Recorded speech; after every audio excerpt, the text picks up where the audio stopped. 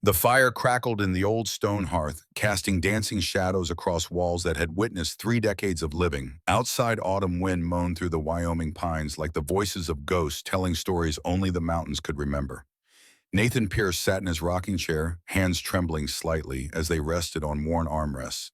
The trembling had nothing to do with age and everything to do with what tomorrow would bring. Across from him, Samuel Nathan Pierce Jr. sat stiff in his Army uniform, freshly pressed, the buttons catching firelight like small suns. 18 years old, the same age Nathan had been when he first came to these mountains, though that felt like someone else's lifetime now. The boy's face held that mixture of eagerness and terror that all young men wear when they stand at the threshold of war. "Grandpa," Samuel said, his voice steady despite the fear Nathan could see in his eyes. "Why did you want to tell me this story tonight? I've heard it 100 times." Nathan looked into the flames, seeing not the present, but the past, watching memories flicker like the fire itself. When he spoke, his voice carried the weight of 64 years of choices made and prices paid of love found in the most unlikely of places. Because tomorrow you board that train to Fort Russell, and there are lessons a man can only learn when he stands at life's great crossroads. The young man shifted in his chair. "War is coming. Everyone says next year we'll be fighting in Europe." "I know." Nathan's gaze remained fixed on the fire. "And that's why you need to hear this story again. Not about heroism, not about glory, but about what a man does when the whole world tells him not to do what's right." He paused, letting the wind fill the silence between them. Then, softer, like a confession, whispered to the darkness itself. "Your grandmother was called damaged goods when I first met her. People said she wasn't worthy of love, wasn't worthy of family, wasn't worthy of a future. And if I had listened to them..."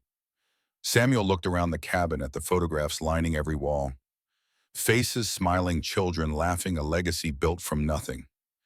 "Then none of this would exist." "Exactly.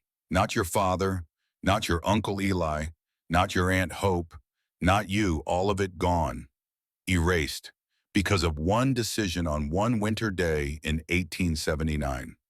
Nathan leaned forward, the firelight catching the deep lines around his eyes, each one a story in itself. "War will tell you to kill men, will tell you to do things you never thought yourself capable of. But before you go, I want you to understand something. Real courage isn't killing your enemies. It's saving the people everyone tells you to abandon." Samuel swallowed hard, young enough to still believe in the romance of war, old enough to sense the truth behind his grandfather's words. "Now listen," Nathan said, closing his eyes as if the act of remembering required shutting out the present entirely. "Tonight I'll tell you the whole truth, not just about how I married your grandmother, but about the choices I faced, the people I had to trust, and the price you pay when you choose right in a world gone wrong." The old man's breathing slowed, deepened. When he spoke again, his voice had changed, grown younger somehow, as if the decades between then and now had dissolved like morning frost in sunlight. "It was December 1879. I was 34 years old, and I had never been more alone in my entire life." The cabin around them seemed to shimmer, and Samuel felt himself falling backward through time, watching his grandfather's story unfold like a play performed by memory itself. December wind bit through the walls like teeth, but Nathan Pierce barely noticed. He had carved the same tiny cradle for 12 years now, and the cold had long since become just another companion to his solitude. The fire burned low in the hearth, casting orange light across wood shavings that covered the floor like snow. His hands moved with practiced certainty, the knife following grain and memory in equal measure. Around the edges of the cradle, roses bloomed in wood. Lilies reached toward corners that would cradle a baby's head. Each flower represented a night, a prayer, a hope that had grown smaller with each passing year until it was almost too small to feel. But not quite. He had started this cradle on the worst night of his life. Rebecca, his wife, had died giving birth to their son. The boy had lived 20 minutes long enough for Nathan to hold him, to feel the impossible smallness of his own flesh and blood before death claimed him too. 2 graves on the hillside behind the cabin. 2 crosses made from pine. 12 years of asking God why. The cradle had been his answer to the silence. If he could not save his family, he could at least make something beautiful for the child that never was. Every night, while other men went home to warm beds and warmer wives, Nathan sat alone and carved. The isolation had earned him a nickname among the men at the logging camp, Ghost. They said it because he moved through life like a man already dead, just going through the motions of breathing. Maybe they were right. He set down his knife and ran calloused fingers over the smooth wood. Black walnut because it would not warp, because it was safe for a baby's delicate skin. He had finished it with linseed oil 3 coats every year, rubbing until the wood glowed like honey in sunlight. No varnish. Varnish was poison to children. Lord, he whispered to the empty cabin, his voice barely audible above the winds howling. I ain't asking for much, just someone to share this silence with, someone who might find my quiet ways peaceful instead of strange. The fire crackled its response. The wind answered with indifference.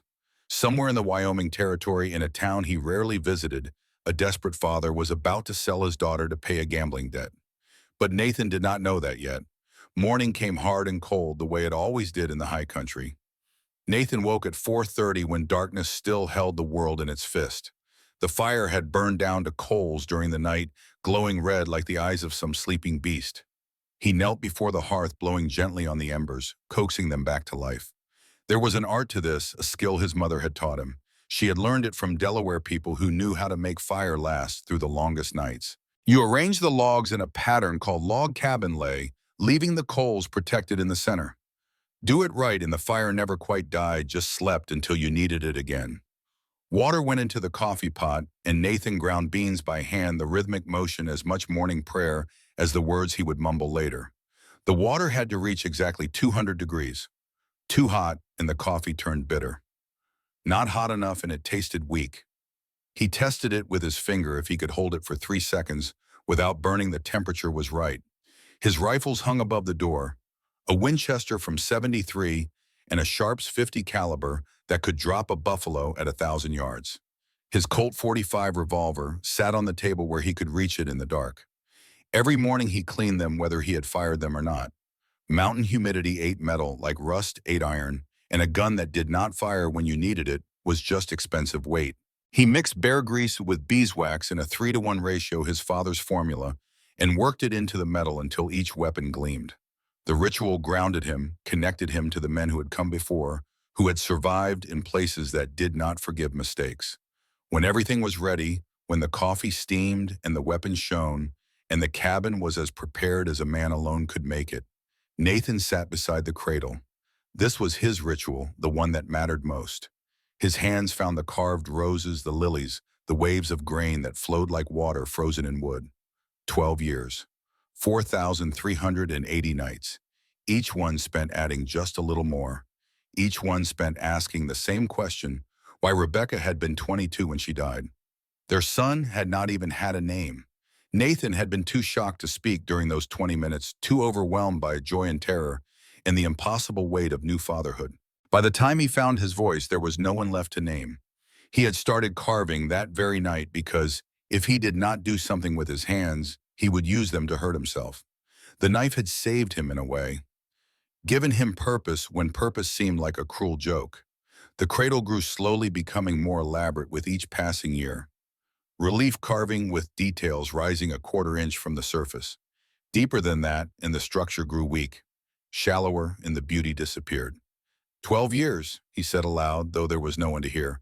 Figured I'd finish it when I had a reason to. Figured God would answer eventually. The cradle sat silent, waiting. It had been waiting a long time. The logging camp came alive with noise and chaos as 20 men crowded into the mess hall for breakfast. They were rough men doing rough work, and their laughter came loud and easy. Jokes about women and whiskey, complaints about bosses, and whether the casual profanity of men who had left polite society far behind. Nathan sat at the end of the table, eating quietly, listening, but not joining. This was his place among them, present, but apart, tolerated, but not quite included. The nickname Ghost fit more than just his solitude. He moved through their world like something not entirely real, something they could see but never quite touch. William Carter, who everyone called Will, slid into the seat beside him. Will was 36 with a wife and 3 children, and the kind of easy warmth that drew people to him like moths to lantern light. He was the closest thing Nathan had to a friend, which meant he was the only person who bothered trying. You joining us for breakfast? Will said, his voice cutting through the din. Are you planning to eat bark again? Nathan swallowed a mouthful of biscuit. I'll be there. That's what you said yesterday. And the day before. Will leaned closer, lowering his voice. Martha's asking about you. Says you ain't been to town in 3 weeks. Ain't had reason to go. A man needs reasons now. Will shook his head. What about supplies companionship? A hot meal that don't taste like boot leather. Despite himself, Nathan almost smiled. Will had that effect on people. Made the world seem just a little less heavy. My cooking ain't that bad. Your cooking could kill a coyote at 20 paces, and we both know it. The almost smile became a real one, fleeting as winter sunlight. Will had a wife who loved him, children who waited for his return each evening, a life that made sense. Sometimes Nathan wondered what that felt like, having someone wait for you, having someone care whether you came home or not. Before Will could press further, Garrett Hayes' voice cut through the noise like a saw through pine. You boys worrying about Ghost, afraid he'll freeze to death in that cabin, and you'll have to explain to the boss why his best axeman turned into an icicle. Garrett was 32, mean as a rattlesnake and twice as slippery. He had the kind of cruelty that came from feeling small inside and trying to make others smaller to compensate. The other men laughed because Garrett expected them to, because not laughing meant becoming his next target. Or maybe, Garrett continued, leaning back in his chair with the confidence of a bully on familiar ground. You're worried he'll finally go crazy. Silas says he talks to trees. That true ghost, the trees talk back. Nathan did not look up from his plate, did not give Garrett the satisfaction of a response. He had learned long ago that silence was often the best weapon against men like this. Easy there, Garrett, Henrik, the camp's oldest logger, said from across the table. His voice carried the weight of 6 decades spent in rough company. Man's entitled to his privacy. But Garrett was not done. He never was. I'm just having fun. Can a man joke without everyone getting uppity? He paused, letting the attention settle on him fully before delivering his real blow. Though I did hear something interesting in town. Fellow named Virgil Shelton, drunk from the valley, says he's selling his daughter. $50, he says. Bargain price for damaged goods. The phrase hung in the air like gun smoke. Damaged goods. Even among rough men, there were lines you did not cross. Selling your own daughter was one of them. That's enough, Garrett. Henrik's voice had gone cold. Whatever that girl did or didn't do, she don't deserve to be talked about like livestock. I'm just reporting what I heard. Garrett held his hands up in mock innocence. Thought maybe Ghost here might be interested. Lord knows he ain't got any other prospects. Nathan stood so fast his chair crashed backward. The mess hall went silent. Every eye turned to watch. Garrett's smile faltered. Nathan was not a fighting man, but he was big. 12 years of swinging an axe had built muscle that most men could not match. And right now, every inch of that muscle coiled tight as a spring ready to snap. Say that again, Nathan said, his voice quiet but carrying in the sudden stillness. Garrett swallowed, sensing he had pushed too far. I was just joking. Didn't sound like a joke. Well, it was. Garrett stood, trying to salvage his dignity through bluster. Can a man have a little fun without everyone acting like he committed murder? Nathan held his gaze for a long moment. Then he turned and walked out into the cold, leaving his breakfast half-eaten and the room buzzing with whispers. Will found him an hour later, splitting logs with a fury that sent wood chips flying in all directions. The axe rose and fell with mechanical precision. Swing, crack, breathe, swing, crack, breathe, a rhythm as old as anger itself. You're going to hurt yourself, Will said, staying well back from the arc of the blade. Nathan did not stop, did not slow, just kept swinging, pouring 12 years of loneliness into every blow. Garrett's a fool. Everyone knows it. Swing, crack, breathe. This ain't about Garrett. Finally, Nathan lowered the axe, his chest heaved with exertion, his breath coming in great white clouds in the winter air. Sweat froze on his face despite the cold. That girl, he said, his voice rough. The one Garrett mentioned, Shelton's daughter. Someone should help her. Will's eyebrows rose. Help her how? By buying her? Nathan, that's wrong. I know it's wrong. Nathan stared at the axe in his hands, at the blade that had felled more trees than he could count. The whole situation's wrong. But what's she supposed to do? Her own father's selling her like she's a horse gone lame. If some decent man don't step in, she'll end up with someone like Garrett. Or worse. And you want to be that decent man? Nathan was quiet for a long moment, long enough that the wind had time to howl and die, and howl again. When he spoke, his voice shook with emotion he rarely showed. I've been praying for 12 years, Will. 12 years of asking God to send me a family, a wife, children, someone to fill up that empty cabin and make it feel like a home instead of a tomb. I know. What if this is his answer? Nathan looked up, meeting his friend's eyes. What if this girl needs help and I need her and God's putting us together in the only way that makes sense in this God-forsaken territory? Will rubbed his jaw, considering. That's a lot of what ifs, my friend. I know. Nathan picked up his axe again but did not swing, just held it, feeling its familiar weight. But I can't stop thinking about it. Can't stop wondering what kind of man sells his own daughter. What kind of life she must have had. What kind of future she's facing if nobody does anything. He looked toward the distant mountains where Copper Ridge lay hidden in the valley below. I'm going to town tomorrow, to buy a wife, to meet a woman who might need saving.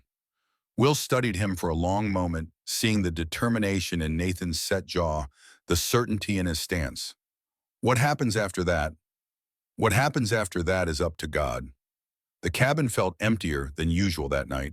Nathan moved through his evening routine like a man walking underwater, each action weighted with significance. He stoked the fire knowing this might be the last night he sat alone beside it. He ate his simple supper, wondering if tomorrow he might have someone to share a meal with. He pulled out his whittling knife and the cradle he had worked on for 12 years. The cradle was beautiful. Even Nathan, who never thought much of his own work, could admit that.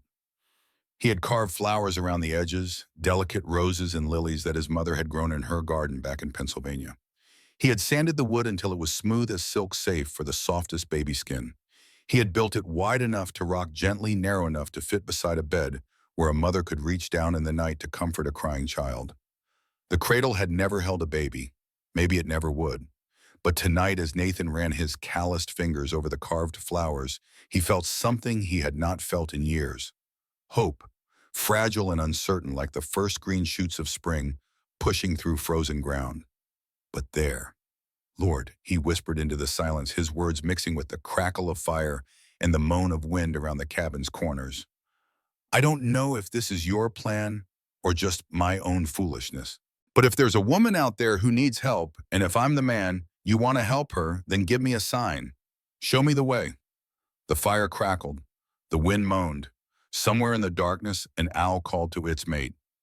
Nathan set down the cradle and climbed into bed. Tomorrow, everything might change. Or tomorrow might be just another day in a long line of lonely days. Either way, he would face it. That was all any man could do. The ride to Copper Ridge took half the morning. Snow had fallen overnight, covering the mountain trails in treacherous white that hid rocks and roots beneath its innocent surface. Bessie, Nathan's sturdy mare, picked her way carefully down the slopes, while her rider sat lost in thought. What was he doing riding to town to meet a woman he had never seen based on the cruel gossip of a man he despised? It was madness, pure madness. But he could not turn back. Something pulled him forward, some force he could not name. Call it fate. Call it God's will. Call it the desperate hope of a man who had been alone too long. He let Bessie choose the path, trusting her instincts more than his own distracted attention. After 8 years together, she knew these mountains better than he did. Snow on steep terrain was treacherous, hiding dangers beneath its blank surface. A thin layer that looked harmless could conceal slick ice. Or worse, crevices that could break a horse's leg and leave both rider and mount stranded miles from help. The descent took patience. Nathan had learned that lesson early. You let the horse set the pace on dangerous ground. Pushing for speed was the fastest way to a broken neck. As they dropped in elevation, the forest changed around them. Pine gave way to scrub oak, and the snow thinned until patches of brown earth showed through like wounds in white skin. By the time Copper Ridge came into view, the sun stood high overhead, cold and distant as a judge's gaze. The town appeared below him like something from a painting. Wooden buildings huddled together against the cold smoke rising from chimneys and thin gray columns. People moved through streets turned to mud and slush, bundled against the weather, focused on their own concerns. Market day. That explained the crowd gathering near the general store. Nathan tied Bessie to a post and made his way toward the noise. His boots crunched on frozen ground as he walked, his breath fogging in the bitter air. Townspeople bustled past, too busy with their own business to notice one more mountain man come to trade. Then he saw her. She stood near a weathered wagon, a thin man gripping her arm hard enough to leave marks. Her dress had once been blue, but now it looked gray and worn-patched in so many places it was hard to tell its original fabric from repairs. Her brown hair hung in a simple braid down her back and her face. Nathan's heart stopped. She was beautiful. Not in the way of fancy city women, with their powders and paints, but in the way of wildflowers growing stubborn in rocky soil. Beautiful because she was real. Beautiful because, despite the bruises on her wrist, despite the fear he could see flickering in her green eyes, she held her chin high and refused to cower. Her hand rested on her stomach in a gesture so instinctive she probably did not even know she was doing it. And Nathan, watching closely, saw what that gesture meant. Saw the slight swell beneath the loose fabric of her dress. She was with child. Understanding hit him like cold water. This was what Garrett had meant by damaged goods. This was why her father wanted rid of her. A pregnant daughter unmarried was shame made visible, a stain on family honor that could not be hidden or explained away. The thin man, her father, raised his voice to carry across the crowd. "Step right up, gentlemen. My daughter, Sarah. Strong, healthy, good, with cooking and cleaning and all manner of womanly duties. Starting price is $50. Nathan felt sick.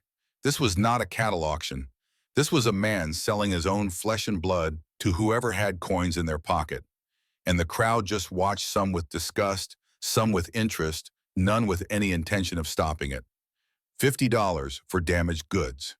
The voice was Garrett's, and Nathan felt his hands clench into fists. That's steep for a girl who couldn't keep her legs closed. The girl, Sarah, went white. Her father just laughed, the sound hollow and wrong. She's learned her lesson, won't be making that mistake again. He shook her arm roughly. Answer the man. Yes, Papa. Her voice barely carried, soft as falling snow. Another man Nathan did not recognize called out, 45, she's pretty enough. Might be worth the trouble. Nathan watched Sarah's face as the men haggled over her like she was a horse they were considering buying. He saw the way she held herself rigid, the way her eyes stared at something far away, trying to be anywhere but here. The way her free hand pressed against her stomach in that protective gesture. Something broke inside Nathan's chest, broke and reformed into something harder, something fiercer. This woman, this girl, really, she could not be more than 19, was being sold because she was pregnant. Because someone had hurt her and left her with consequences she could not hide. Because the world saw her shame before it saw her humanity. 60. The word came out before Nathan had consciously decided to speak, before thought became action. But once spoken, it could not be taken back. Every head turned toward him. The crowd parted before him like water around a stone, and Nathan walked forward, his boots loud in the sudden silence. He stopped directly in front of Sarah and her father, close enough to see the tears she was fighting to hold back. Well now, her father said, licking his lips, eyes gleaming with greed. That's a serious bid. You got that kind of money, stranger. Nathan reached into his coat and pulled out his leather wallet. $75, his entire savings, but he only needed 60. I got it. Now wait just a minute, Garrett sputtered, pushing through the crowd. I made a fair offer, and I made a better one. Nathan still did not look at him. His eyes stayed fixed on Sarah, on this woman whose life balanced on the edge of a knife. But I ain't had buying her. Confusion rippled through the crowd like wind through wheat. Sarah's father frowned. Then what are you offering $60 for? Nathan took a deep breath, aware that what he said next would change everything, would commit him to a path he could not step back from. Her hand. I'm asking for her hand in marriage, if she'll have me. Silence. Complete, absolute silence. Even the wind seemed to hold its breath. Then Sarah's father burst out laughing, the sound harsh and mocking. Marriage, you want to marry her, mister? Do you know what she is? Do you know what she's carrying? I know, Nathan cut him off, his voice sharp as breaking ice. I know what happened to her. I know what she's carrying, and I don't care. He turned to Sarah, speaking directly to her for the first time, and his voice softened. My name is Nathan Pierce. I live in a cabin up in the mountains near the logging camps. It ain't musk, but it's warm and solid, and it's been waiting a long time for someone to share it with. Sarah stared at him, her green eyes searching his face, looking for the trick, the trap, the cruelty that must be hiding somewhere beneath his words. But she found none of those things. Found only a quiet man with kind eyes and calloused hands offering her something she had never expected to receive again.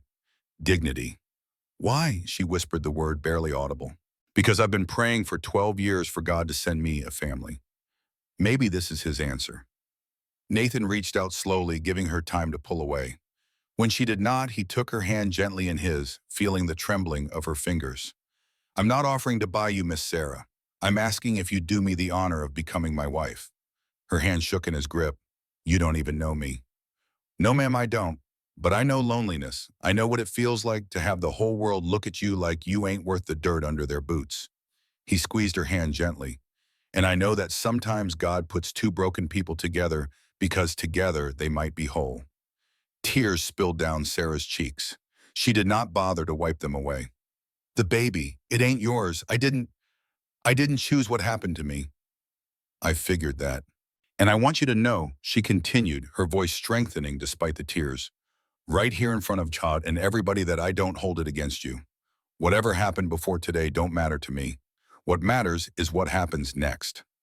Sarah looked at her father, at Garrett, whose face had gone red with fury at the crowd of strangers watching her like she was entertainment at a traveling show. Then she looked back at Nathan, at this man who had stepped out of nowhere to offer her not just rescue, but respect, not just safety, but choice. Yes, the word was quiet, but it carried across the market square, across the divide between her old life and whatever came next. Yes, Mr. Pierce, I'll marry you. Nathan felt something loosen in his chest, a knot he had carried so long he had forgotten it was there. Then let's get you out of here. He counted out $60 and handed them to Sarah's father, who grabbed the money without a word of thanks or farewell to his daughter. No goodbye, no apology, no acknowledgement of the 18 years he had raised her, or the ultimate betrayal of this moment. Nathan guided Sarah away from the wagon, one hand on her elbow, positioning himself between her and the hostile stares of the crowd, protecting her without making a show of it. This ain't right, Garrett shouted after them, his voice shrill with impotent rage. You're taking what's mine. Nathan turned, and when he spoke, his voice was calm, but his eyes were hard as flint. She ain't yours. She ain't anybody's property. She's a woman who just agreed to be my wife. You got a problem with that, you know where to find me. Garrett opened his mouth to respond, but something in Nathan's face, in the set of his shoulders, in the quiet certainty of his stance, made him think better of it. He spat in the snow and stalked away, muttering curses under his breath.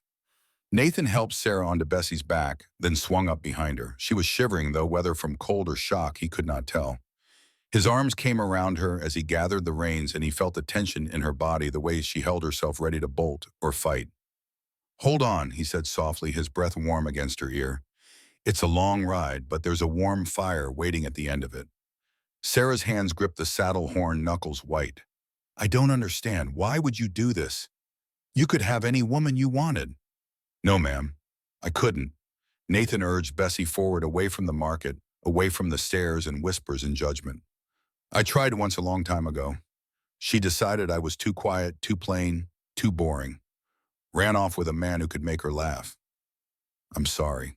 Don't be. If she'd stayed, I wouldn't be here right now. He paused, guiding Bessie around a frozen puddle. And neither would you. They rode in silence through the frozen streets.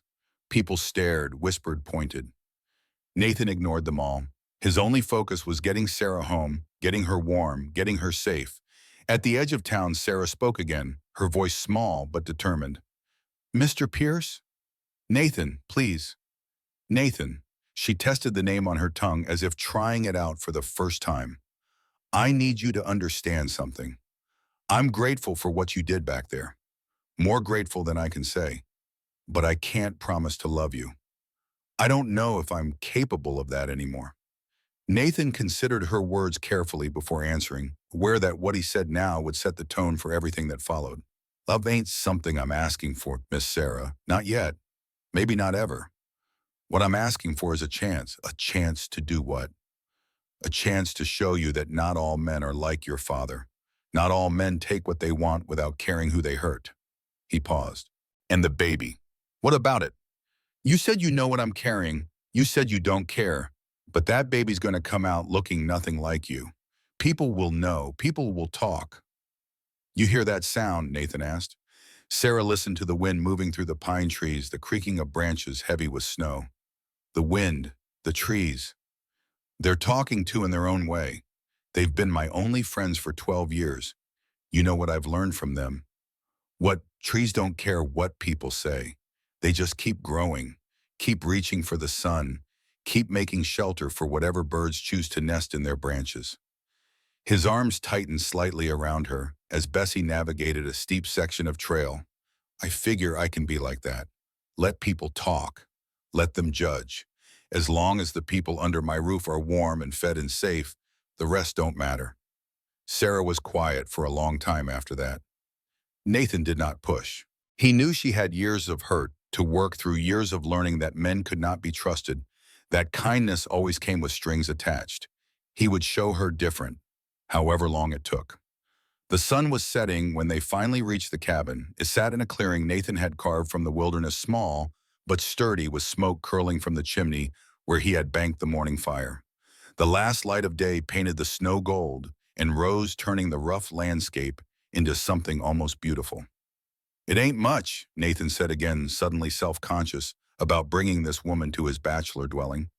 Sarah stared at the cabin like it was a castle, her eyes wide with something that might have been wonder. It's beautiful. You ain't seen the inside yet. 12 years of bachelor living don't make for the prettiest housekeeping. I don't care. Her voice cracked with emotion. It has walls, a roof, a door that locks. That's more than I've had in a long time. Nathan helped her down from the horse and her legs were unsteady. She gripped his arm for balance and he held still, letting her find her strength. Careful now. Ground's slippery. Thank you. She looked up at him, really looked for the first time since they had left town. For everything. Nathan nodded, not trusting his voice. Let's get you inside. You need food, rest, and warmth. He opened the cabin door and stepped back to let her enter first. Sarah hesitated on the threshold as if crossing it would make everything real in a way she was not quite ready for. Then she took a breath and walked inside. The cabin was exactly as Nathan had left it. One plate on the table, one chair by the fire, one pillow on the bed he had built wide enough for two, but never shared. Somehow, with Sarah standing in the middle of it all, everything looked different, fuller, more alive. I'll sleep by the fire tonight, Nathan said quickly, his words tumbling out in a rush. You take the bed, and tomorrow we'll figure out proper arrangements. I want you to know, Miss Sarah, I ain't expecting anything from you. Not tonight, not ever unless you want it to. Sarah turned to face him, and tears were streaming down her cheeks again, but she was smiling. A small, fragile smile like the first crocus pushing through snow. You're really real, aren't you? She whispered. I keep waiting to wake up and find out this was all a dream. It ain't a dream. Nathan crossed to the fireplace and began adding wood to the banked coals, needing something to do with her hands. It's just life. Sometimes life surprises us. It's never surprised me like this before. Sarah touched her stomach, the gesture unconscious and protective. The baby, it's due in spring, maybe late April. Then we've got time to prepare. You really don't mind raising another man's child?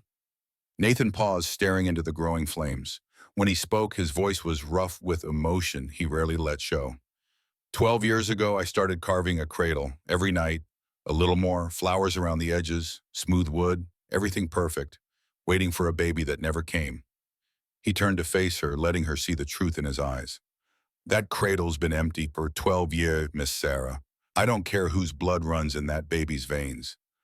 I just want to finally have someone to lay in it. Sarah pressed her hand to her mouth, suppressing a sob. You're going to make me cry again. Ain't nothing wrong with crying. Lord knows I've done enough of it myself late at night when nobody's around to see. Something passed between them then, fragile as spider silk, but real as stone. Not love, not yet, but understanding, recognition. Two lonely souls who had somehow found each other in the wilderness. I'll try, Sarah said softly, her voice steady despite the tears. I can't promise love, but I'll try to be a good wife, a good mother. I'll work hard and keep your home and never give you reason to regret what you did today. Nathan stepped closer slowly, giving her time to retreat if she wanted to. When she did not, he took her hand. That's all I'm asking. Just try. We'll figure out the rest together. Outside, the winter wind howled through the pine trees, making the cabin walls creak and groan. But inside, something warm had begun to grow. It was not much, not yet, just a spark, fragile and uncertain. But sparks given time and care could become fires, and fires could keep you warm through even the coldest winters. Sarah woke to the smell of coffee and bacon. For a moment, she forgot where she was. The bed was too soft, the blankets too warm, the silence too peaceful. Then memory flooded back and she bolted upright, heart pounding. Easy now. Nathan's voice came from across the room, calm and steady. You're safe, just me and breakfast. She found him by the fireplace tending a cast iron skillet. He looked different in the morning light, younger somehow, despite the gray threading through his dark hair. Less like a stranger and more like someone she might have known in another life. How long did I sleep? Near 12 hours. You needed it.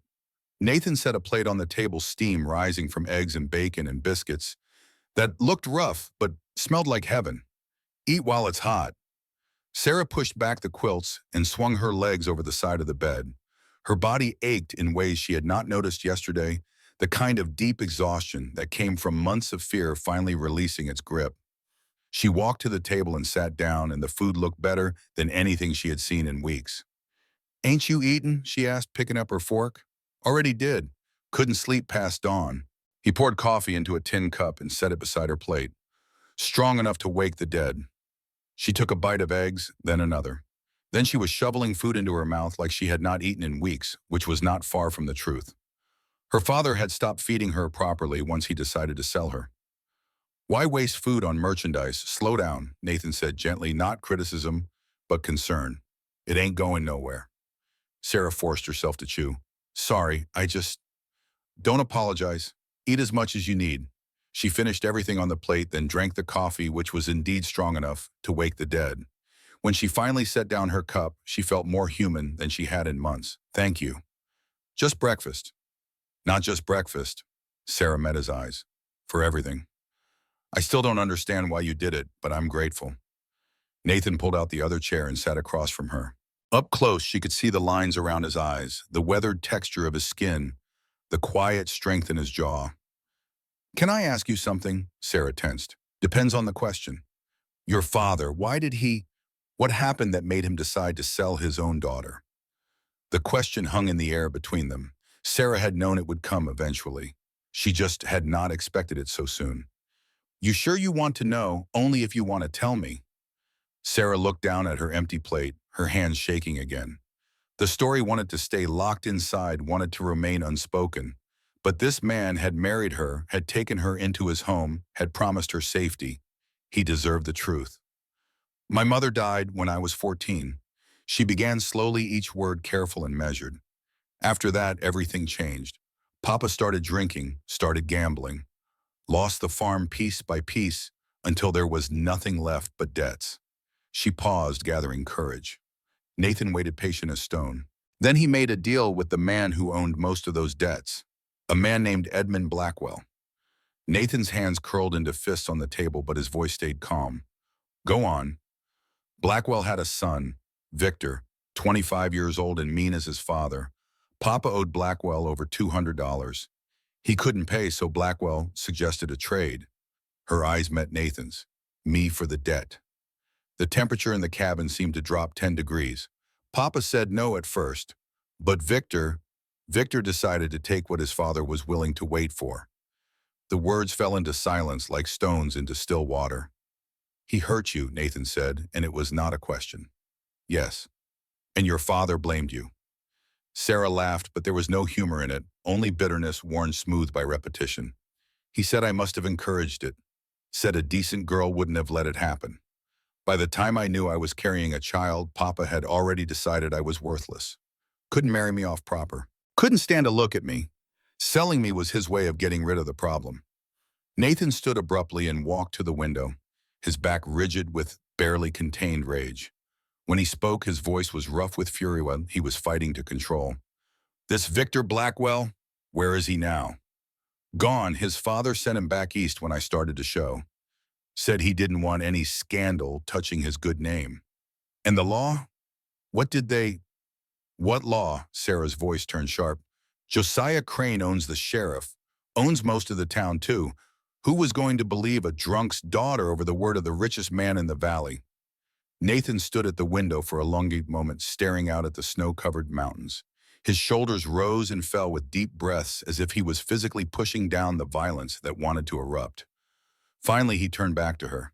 If I ever meet this Victor Blackwell... Don't. Sarah rose and crossed to him, putting her hand on his arm. Don't make promises you can't keep.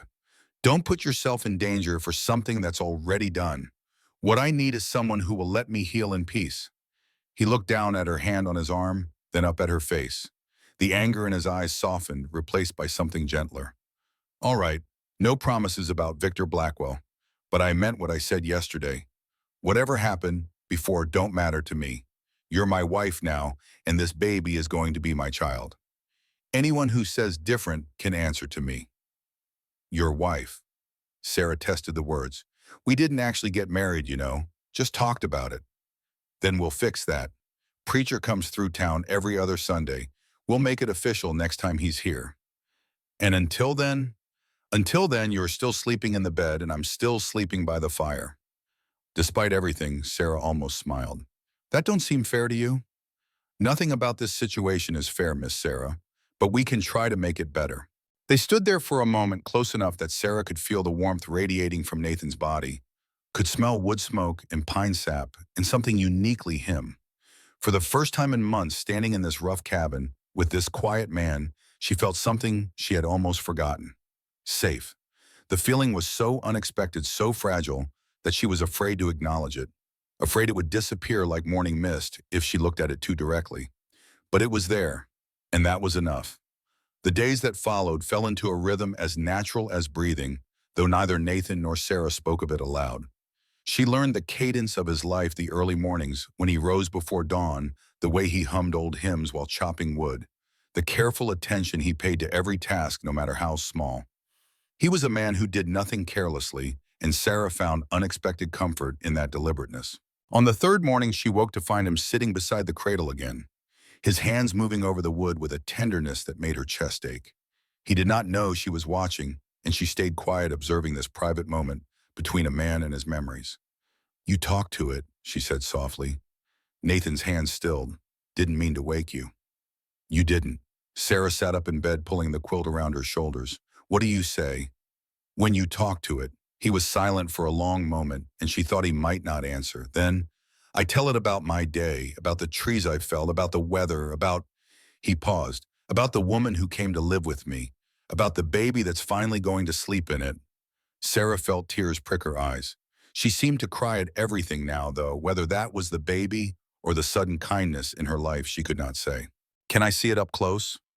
Nathan stood and lifted the cradle, carrying it to the bed with the same care he might use with a living child. He set it down gently, and Sarah reached out to touch the carved roses, the lilies, the flowing grain that looked like water frozen in wood. This must have taken years. 12, Nathan said. Started the night Rebecca died.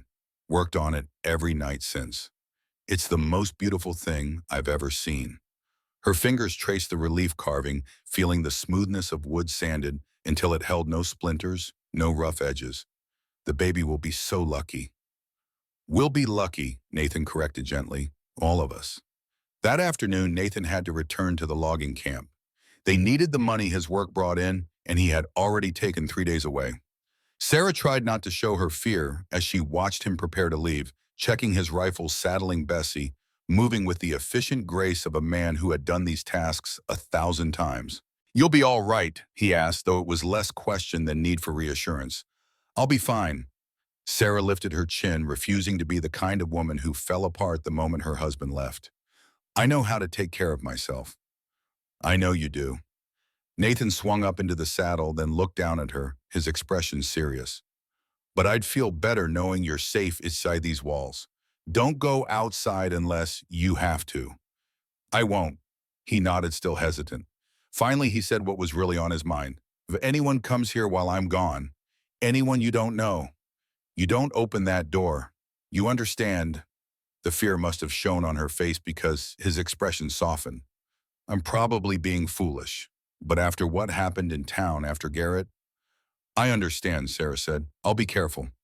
She watched him ride away until he disappeared into the trees, then turned back to the cabin. It felt larger without him in it, emptier, and for a moment the old fear tried to creep back in. The fear that this was temporary, that she would wake up back in her father's house, that kindness was just another lie, waiting to reveal its true face. But then she looked around at the cabin, at the mess 12 years of bachelor living had created, and she smiled. If she was going to live here, she was going to make it a home. By the time Nathan returned that evening, the transformation was remarkable. Sarah had scrubbed floors until they gleamed, organized shelves into some semblance of order, swept out cobwebs and beaten dust from every surface. She had found wild herbs growing in a sheltered spot behind the cabin, rosemary and thyme that had somehow survived the winter, and used them to make a stew that filled the small space with smells that spoke of comfort and care. Nathan stood in the doorway staring. You didn't have to do all this. I wanted to. Sarah set a bowl of stew before him, watching nervously as he took his first bite. She had not cooked for anyone in months, and her skills might have grown rusty. His eyes widened. This is good. Really good. My mama taught me. She was a healer, knew every plant in the valley. What could cure, what could kill. Sarah sat across from him, her own bowl steaming. I always thought I'd follow in her footsteps, help people the way she did. Why didn't you?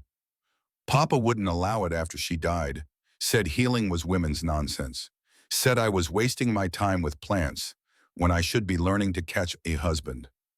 Her voice went flat with old bitterness. Your father was a fool. He was a broken man, Sarah said quietly. There's a difference. Maybe, but broken men can still do terrible things. They ate in comfortable silence after that, and Sarah felt something shift between them. Not love, not yet, but the foundation upon which love might eventually be built. Trust, understanding, the simple pleasure of sharing a meal with someone who saw you as a person rather than a problem to be solved. That night, for the first time, Sarah did not cry herself to sleep. The first Sunday came faster than Sarah expected. She woke to find Nathan already dressed in his cleanest clothes, a white shirt and dark trousers that looked like they had not been worn in years. He helped her into a dress she had mended the night before, his hands gentle, as he fastened the buttons she could not reach. You sure about this? He asked. We can wait. No one's forcing us. I want to be your wife. Properly. Sarah met his eyes in the small mirror above the wash basin. I want the paper that says it's true. Then let's go make it true. The ride to Copper Ridge was tense. Sarah could feel eyes on her from the moment they entered the town's outskirts. Women whispered behind their hands.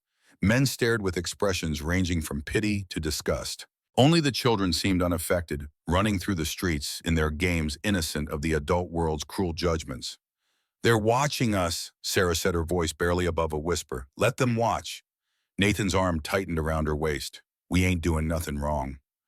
The church was small, barely bigger than Nathan's cabin, with a simple wooden cross above the door. Reverend James Crawford stood waiting, his face arranged in an expression Sarah could not quite read. He was older than she had expected, maybe 55, with silver threading through his hair and deep lines around his eyes that spoke of years spent ministering to rough people in a rough land.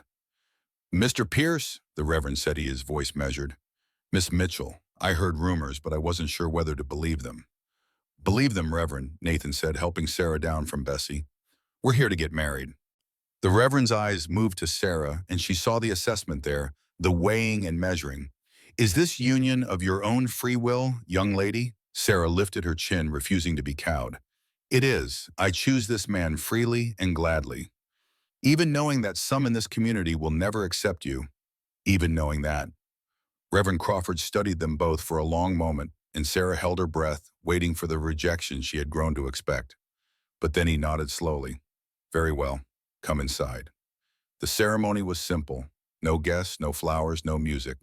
Just Sarah and Nathan standing before the altar, while the Reverend spoke words as old as time itself. Words about love and honor, about sickness and health, about staying together until death parted them. When he asked Nathan if he took this woman to be his lawfully wedded wife, Nathan's voice rang clear and certain. I do. When he asked Sarah the same question, she looked at Nathan, at his strong, kind face, at the hope in his blue eyes that matched the winter sky. I do. Then by the power vested in me by God in the territory of Wyoming, I pronounce you husband and wife. It was done, legal and binding. Whatever else happened, they were married now. They were about to leave when a commotion outside made them both freeze. Voices raised in anger, a woman's scream, and above it all, a name that made Sarah's blood run cold.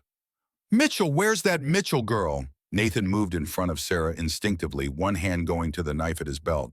Stay behind me. Nathan, I can't. I said, stay behind me. He pushed open the church door and stepped outside. Sarah followed despite his warning, unable to stay hidden, when she could hear the crowd growing, could hear the rage in her father's voice. Harold Mitchell stood in the middle of the street, swaying on his feet. He was drunk, Sarah could tell, from 50 feet away, and his clothes were filthier than the last time she had seen him. But it was the rage in his eyes that made her throat close with fear. There she is, Harold pointed a shaking finger. The whore who ruined my life. That's enough. Nathan's voice cut through the noise like a blade. You got your money. You got no business here. Business? Harold laughed, an ugly sound that made Sarah flinch. My business is with my daughter. Or did you forget who raised her for 19 years? You didn't raise her. You sold her. I did what any man would do. Harold stumbled forward, and the crowd parted to let him through, none willing to get between a drunk and his target. She brought shame on my family, shame that can't be washed away. And now she's dragging you down with her fool that you are. The crowd was growing. Sarah could feel their eyes, their judgment, their cruel curiosity. This was exactly what she had feared.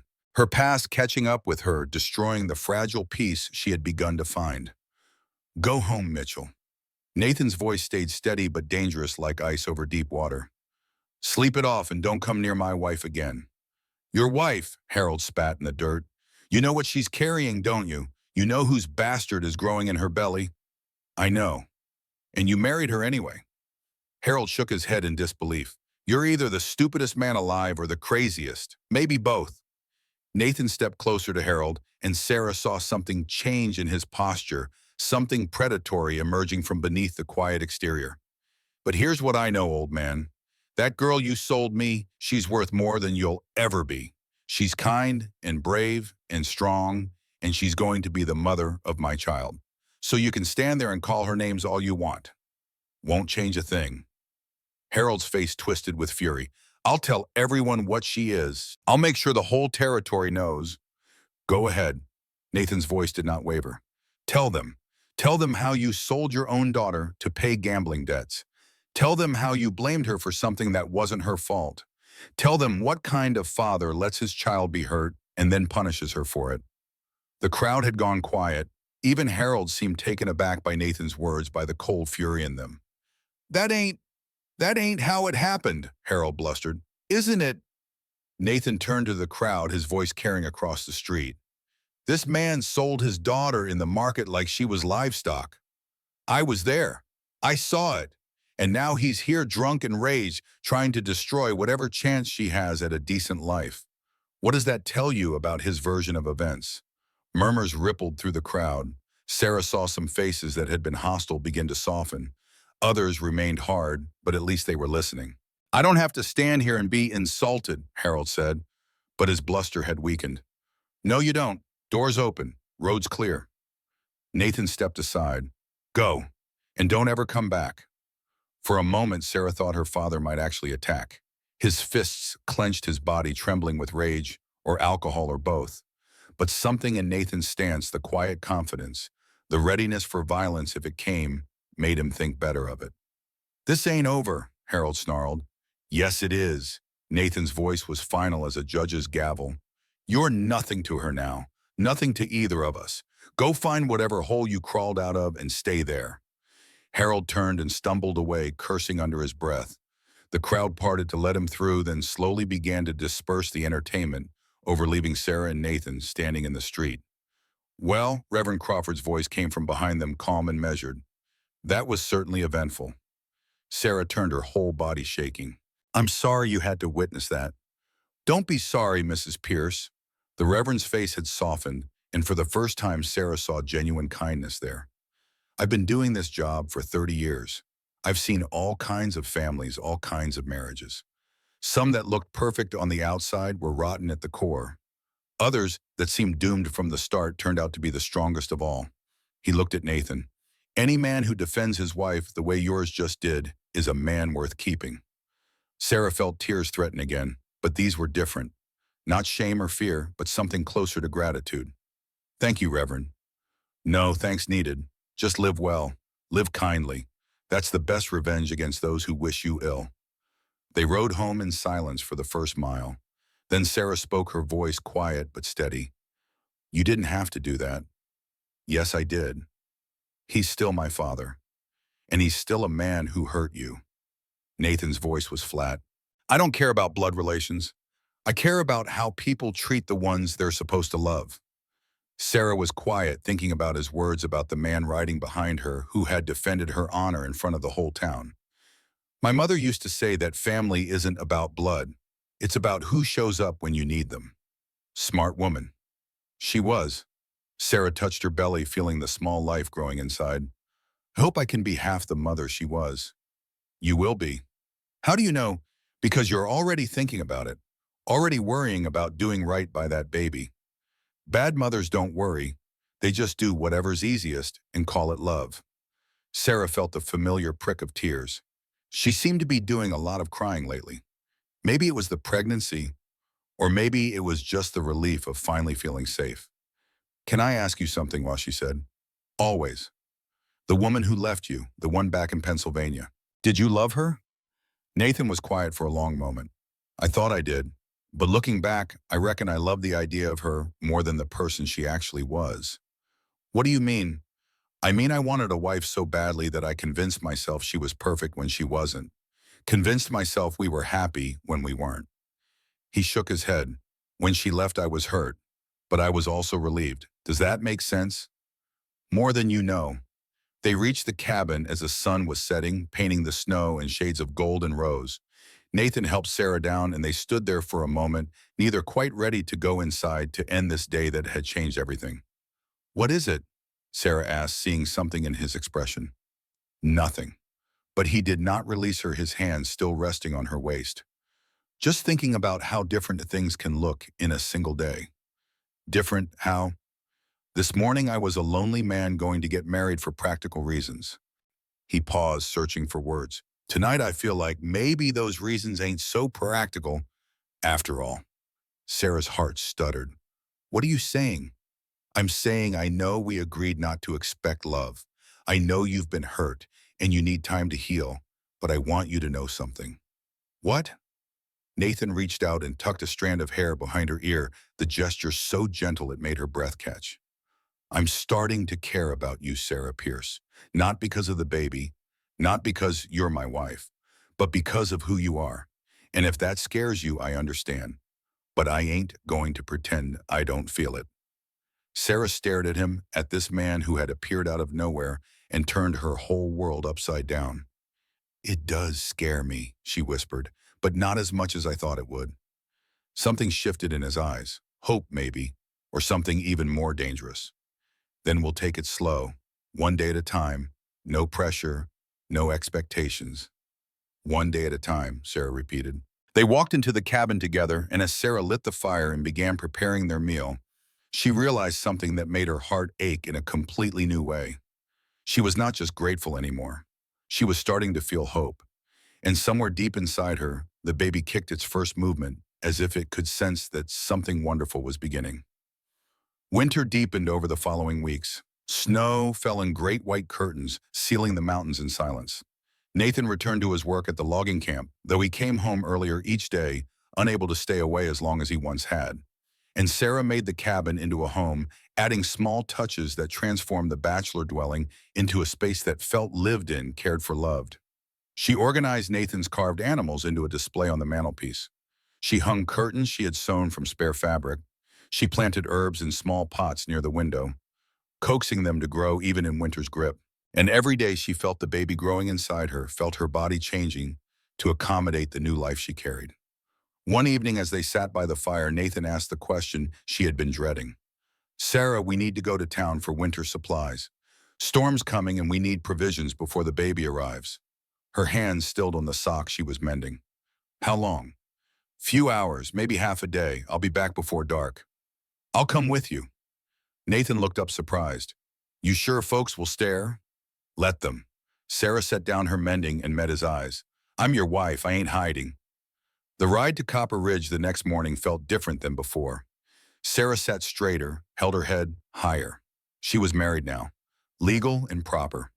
Whatever anyone thought about her past, she had a husband who defended her, a home waiting in the mountains, a future that looked nothing like the bleakness she had expected. The general store was busy with people stocking up before the storm everyone could feel coming. Mr. Peterson, the owner, was polite but cold. Other customers left when Sarah and Nathan entered, as if her presence might somehow contaminate them. But then Elizabeth Carter appeared, pushing through the crowd with the confidence of a woman who knew her own worth. "Mrs. Pierce," Elizabeth's voice carried across the store, "I was hoping I'd see you." Sarah turned surprised. Elizabeth was Will's wife, a woman she had never met, but had heard Nathan speak of with respect. She was maybe 34 with kind eyes and capable hands, the kind of woman who ran a household and raised children and still found time to help her neighbors. "Mrs. Carter, it's nice to meet you. Please call me Elizabeth." She took Sarah's hand, squeezing gently. "I wanted to say, if you need anything, another woman to talk to, advice about the baby, I'm here." Sarah felt tears threaten again. "Thank you. That means more than you know." "I know what it's like to be judged." Elizabeth's voice dropped lower. "And I know a good man when I see one. Your husband's one of the best." She pressed a folded piece of paper into Sarah's hand. "There's a quilting circle. Women from town. We meet every other Thursday at the church. You'd be welcome." Sarah clutched the paper like a lifeline. Thank you." After Elizabeth left, Sarah stood there for a moment, overwhelmed. One woman's kindness, one small gesture, but it felt like the sun breaking through clouds after weeks of rain. "See," Nathan said softly, appearing at her elbow with an armload of supplies. "Not everyone's against us." The storm hit 2 days later, and it was worse than anyone had predicted. Wind howled around the cabin like a living thing, shaking the walls and rattling the shutters. Snow piled up against the doors, sealing them inside a white prison. By the second day, they could not see 10 feet beyond the windows. "How long will it last?" Sarah asked, watching Nathan bank the fire. "Days, maybe a week at most." He looked at their supplies with a critical eye. "We've got enough food and wood, just have to wait it out." The first day passed slowly. Sarah cooked, cleaned, organized. Nathan worked on the cradle, his hands moving with practiced ease over wood that gleamed like honey. They talked about nothing important: childhood memories, favorite foods, dreams they had never told anyone else. The second day brought a shift. The cabin felt smaller, the silence heavier. They had run out of tasks to fill the hours, and the enforced proximity began to feel less comfortable and more charged. Sarah found herself watching Nathan as he worked. The way his hands moved, confident and sure.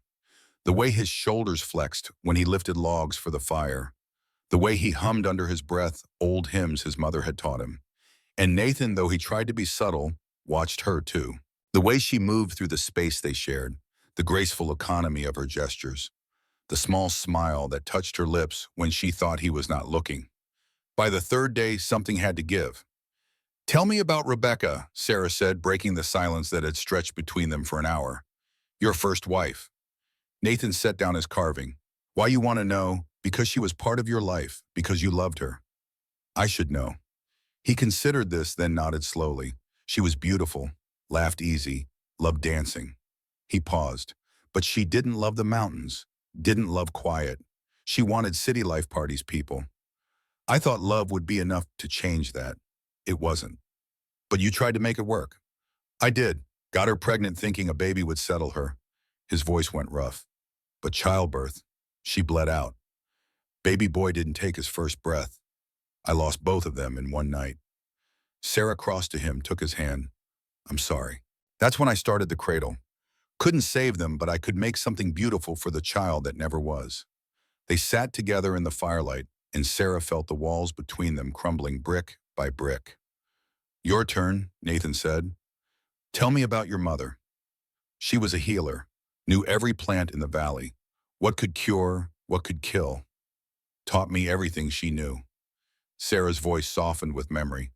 I always thought I'd follow in her footsteps, help people the way she did. Why'd you stop? Papa wouldn't allow it after she died. Said healing was women's nonsense. Said I was wasting time I should spend catching a husband. Your father was a fool. He was a broken man, Sarah said again. There's a difference. Mama's death destroyed him. He loved her so much, and when she was gone, he couldn't find his way back to himself. Night fell and the temperature dropped. Sarah shivered despite the fire, despite the quilts wrapped around her shoulders. Nathan noticed, of course. He noticed everything. You're cold. I'll be fine, just need to add more wood. That's not... He stopped searching for words. Sarah, maybe we could share the bed, just for warmth. She looked at him, seeing the careful way he offered, making it clear this was about survival, not seduction. And she realized she trusted him. Trusted him in a way she had not trusted anyone since her mother died. All right. They lay down together, fully clothed, backs to each other initially. But the cold did not care about propriety, and gradually they moved closer, seeking warmth. Nathan's arm came around her waist, and Sarah let herself lean back against his chest, feeling the solid strength of him, the steady beat of his heart. The baby kicked between them, and Nathan's hand found the spot his palm warmed through the fabric of her nightgown. I felt it, he whispered, wonder in his voice. Our baby. Our baby, Sarah echoed, and saying it out loud made it real in a way nothing else had. They fell asleep like that, tangled together, and when they woke the next morning, neither pulled away immediately. They lay there watching dawn light creep across the ceiling, and something fundamental had shifted between them.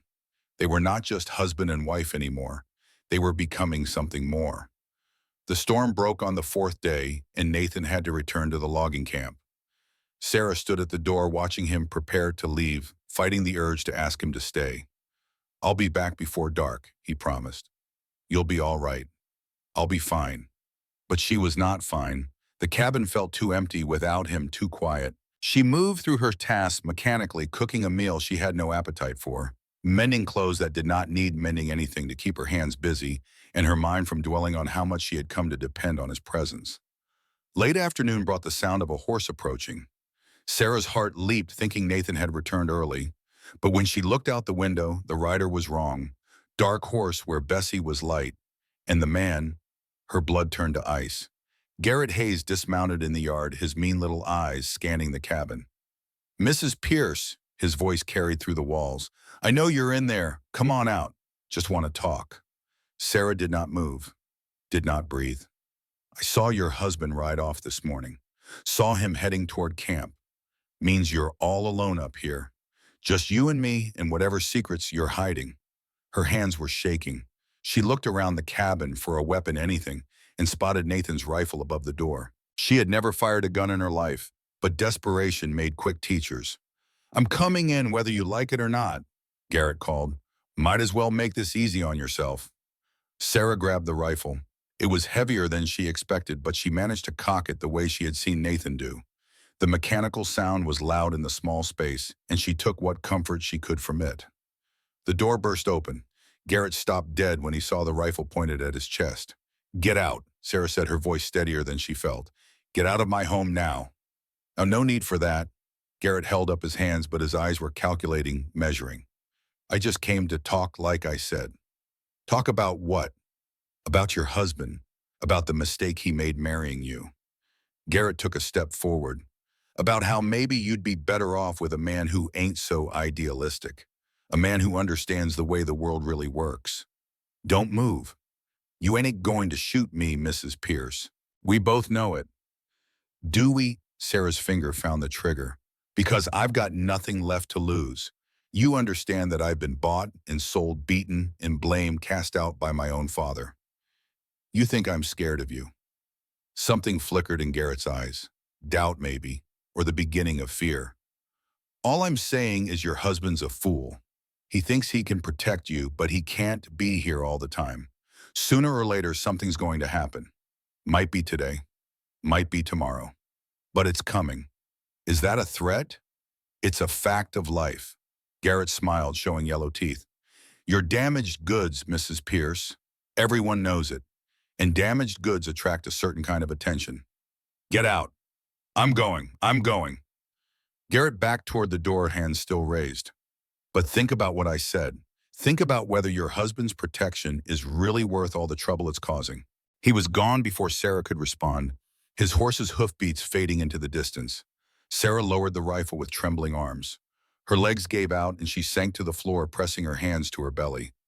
It's okay, she whispered to the baby. We're okay, he's gone. But even as she said the words, she knew they were not true. Garrett had come to the cabin.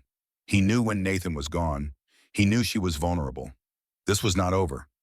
It was just beginning. Nathan returned 3 hours later, his face tight with worry when he saw Sarah's expression. What happened? What's wrong? She told him everything. About Garrett's visit, about the threats, about pointing the rifle at his chest. Nathan's hands curled into fists. He came here to our home.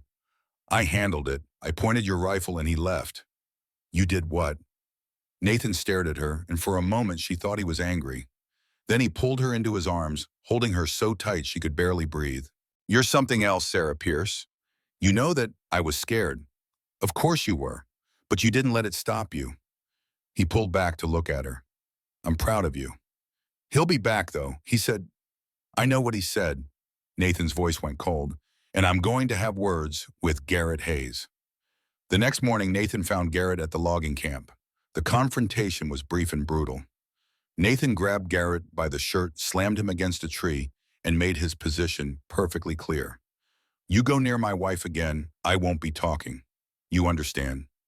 Garrett nodded, eyes wide with fear, and Nathan released him. Will appeared at Nathan's elbow as Garrett scurried away. You made an enemy today.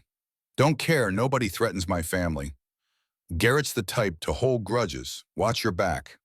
I will, and I'll watch my front too. But Nathan's real worry was not Garrett, it was what Garrett represented. The outside world encroaching on the sanctuary he had built. The reminder that safety was always temporary, always conditional. He rode home that evening with a new determination. Whatever came next, he would be ready. 2 nights later, desperate pounding woke them from sleep. Nathan was on his feet instantly, rifle in hand. Who's there? It's Will. The voice was muffled by wind and panic. My boy's sick. Real sick. Nathan threw open the door. Will stood there covered in snow, his son Daniel wrapped in blankets in his arms. The boy was maybe 8 years old, burning with fever, his small body shaking despite the layers around him. What happened? Fever. Started 3 days ago, thought it was just a cold, but it keeps getting worse. Doc's snowed in on the far side of the town. Elizabeth couldn't break it. I didn't know where else to go. Will's voice cracked. I heard your wife knows about healing. Sarah was already moving, pulling on her robe, crossing to them. Put him on the bed, let me see. Will laid Daniel down gently. Sarah pressed her hand to the boy's forehead and felt her own stomach clench. The fever was dangerously high enough to cause permanent damage if not brought down soon. How long's he been like this? 3 days, getting worse. Sarah turned to Nathan. I need hot water, clean cloths, and any herbs you stored. Do you have willow bark yarrow? I've got both. Bring them, quickly. What followed was a blur of activity. Sarah worked with an intensity Nathan had never seen, her hands moving with practiced certainty as she made willow bark tea for the fever yarrow poultice, for his chest-cool compresses to bring down his temperature. Will paced like a caged animal, watching his son's every breath. Elizabeth arrived an hour later, having followed Will's tracks through the snow, and she and Sarah worked together in the quiet communion of women who understood illness and its dangers. The night stretched on. Daniel's fever peaked to soaring so high that he began to convulse, his small body seizing in Sarah's arms. Elizabeth held his legs while Sarah forced tiny sips of tea between his clenched teeth, whispering encouragement, praying aloud when words of comfort ran out. Stay with us, Daniel. Fight. Just fight a little longer. Dawn broke gray and cold. Daniel's fever held steady at 104, still dangerous but no longer climbing. Sarah had not slept, had not stopped working, her pregnant belly pressed against the bed as she continued her vigil. Is he going to make it? Will asked, his voice raw. I don't know, and Sarah's honesty was brutal but necessary. The fever's dangerous, but he's young and strong. If we can break it by mid-morning, he has a chance. The sun climbed higher. Sarah worked on changing compresses, forcing more tea, checking his pulse over and over. And slowly, so slowly it was almost imperceptible, Daniel's temperature began to drop. By noon, the crisis had passed. Daniel's eyes fluttered open, confused and weak, but alive. Thirsty, he whispered. Will collapsed beside the bed, sobbing openly. He's thirsty. He wants water. Sarah handed Will a cup, showing him how to give small sips. Not too fast, just a little at a time. Elizabeth threw her arms around Sarah, crying too. You saved him. You saved my nephew. But Sarah just shook her head, exhausted beyond measure. The fever broke on its own. I just helped it along. No, Will stood crossing to Sarah, taking her hands. You saved my boy. I don't know how to thank you. You don't have to thank me. Just get him to a doctor when the road's clear. Make sure he's really all right.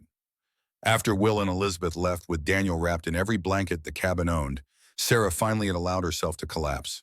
Nathan caught her as her legs gave way, lifting her easily despite her pregnancy. You need rest, he said, carrying her to the bed. I'm fine, just tired. You're more than fine. Nathan laid her down, gently pulling quilts over her. You're amazing. Sarah's eyes were already closing. Just did what Mama taught me. You saved that boy's life, Sarah. Will knows it. Elizabeth knows it. And pretty soon the whole town's going to know it too. As Sarah drifted into exhausted sleep, Nathan sat beside her, watching the rise and fall of her breathing. She had been in his life for only weeks, but already he could not imagine it without her.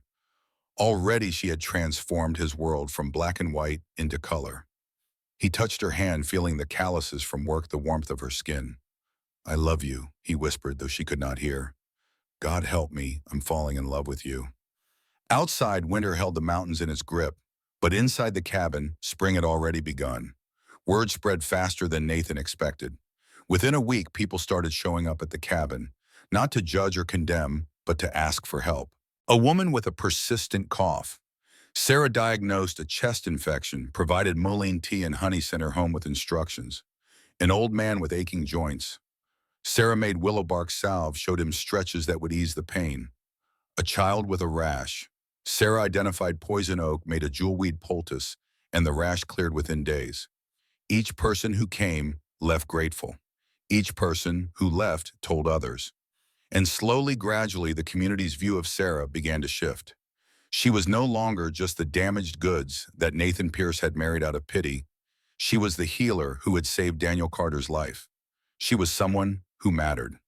One evening, as Nathan watched Sarah prepare medicine for yet another patient, he spoke the thought that had been growing in his mind for days. You're running out of herbs. Then I'll gather more when the snow melts. People are talking about you, saying you're a miracle worker. Sarah shook her head, grinding dried leaves with practiced efficiency. I'm not. I'm just someone who paid attention when Mama was teaching. Nathan crossed to her, turning her to face him. Don't sell yourself short. What you're doing matters. These people need you. They need someone. I'm just the one who happened to be here. Maybe. He pulled her close, his arms coming around her, carefully mindful of her growing belly. Or maybe you're exactly where you're supposed to be. Sarah leaned into him, letting herself feel safe in a way she had never thought possible. Nathan. Yeah, I think I might be falling in love with you. His arms tightened. About time. She laughed despite herself. That's all you have to say. What do you want me to say? That I've been falling for you since the moment I saw you in that market square. That every day I wake up grateful you said yes. That I can't imagine my life without you in it. That would be a start. Nathan pulled back just enough to see her face. Then considerate said, I love you, Sarah Pierce. Have for a while now, just didn't want to pressure you. Sarah reached up and touched his face, feeling the roughness of his beard, the warmth of his skin. You're not pressuring me, I wanted to tell you, needed to. They kissed then, and it was everything their first kiss should have been. Gentle and deep and full of promise. The baby kicked between them as if celebrating, and they both laughed against each other's mouths. I love you, Sarah whispered. I love you too. both of you. Outside, winter was finally beginning to loosen its grip, but neither of them noticed. They were too busy building the future they had both stopped believing in. A future that looked nothing like the past. A future that looked like home. But their peace would not last. Even as they held each other, even as hope bloomed in Sarah's chest like the first flowers of spring danger was gathering in the valley below, Harold Mitchell, drowning in whiskey and regret, was about to make a choice that would change everything. And in his grand house on the far side of Copper Ridge, Edmund Blackwell was beginning to take notice of the pregnant woman living in Nathan Pierce's mountain cabin. The storm was coming, and this time it would not be made of snow. In the cabin, warmed by firelight and memory, old Nathan paused in his telling. His grandson Samuel sat forward, the uniform on the chair beside him, a reminder of tomorrow's departure of the war that waited across an ocean neither of them had ever seen. Grandpa, Samuel said quietly, "You're shaking." Nathan looked down at his hands, saw the tremor that had nothing to do with age and everything to do with the memory he was about to unfold. This next part, this is the part that still wakes me up some nights, not because of what happened, but because of how close I came to losing everything. Samuel's young face was serious, older somehow than it had been when the story began. The siege, and what came after. Nathan took a breath, steadying himself. Your grandmother was 7 months along by then. Spring was coming, but winter wasn't done with us yet. And there were men in the valley who decided that the baby she carried belonged to them. Edmund Blackwell. And his son Victor. And your great-grandfather Harold, though his part in it, well, you'll see. Nathan leaned back, closing his eyes. It started with a warning I didn't expect.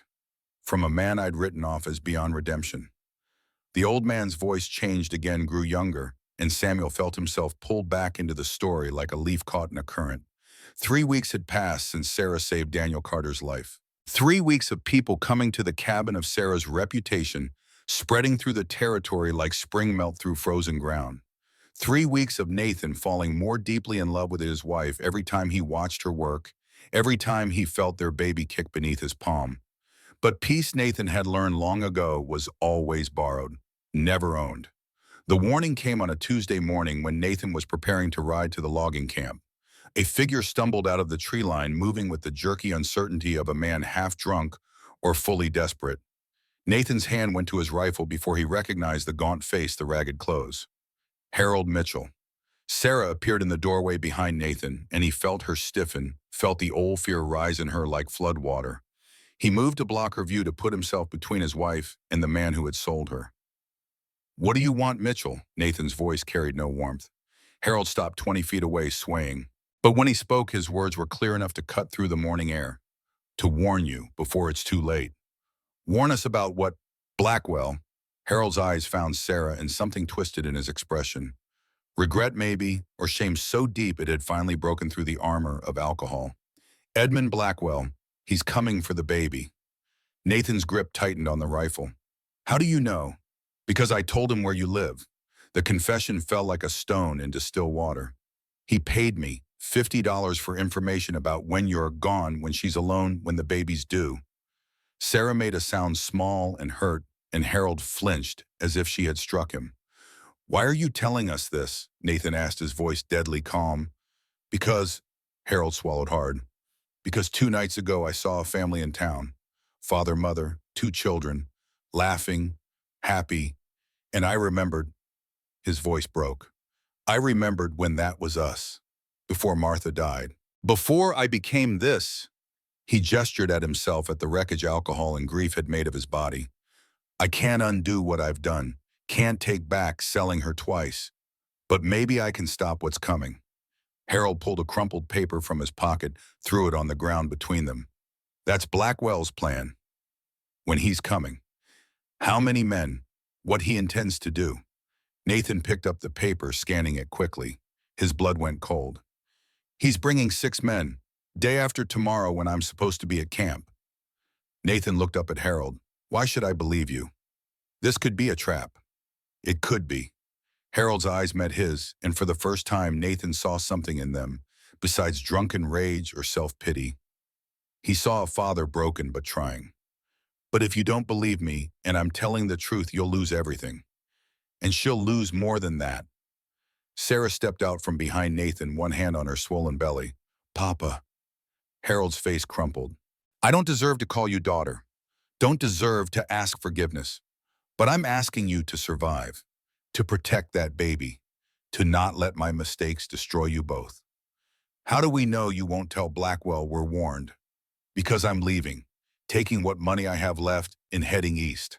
Far enough that Blackwell can't find me when he realizes I betrayed him. Harold took a step back. I'm sorry, Sarah, for everything, for not being the father you deserved, for not protecting you when you needed it, for selling you like you were nothing when you were everything. Tears streamed down his weathered face.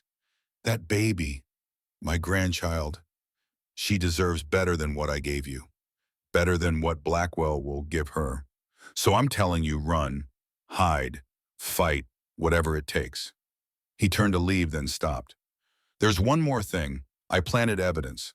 Letters that make it look like I stole money from Blackwell, that I'm planning to blackmail him. It'll buy you time. Make him focus on finding me instead of coming for you right away.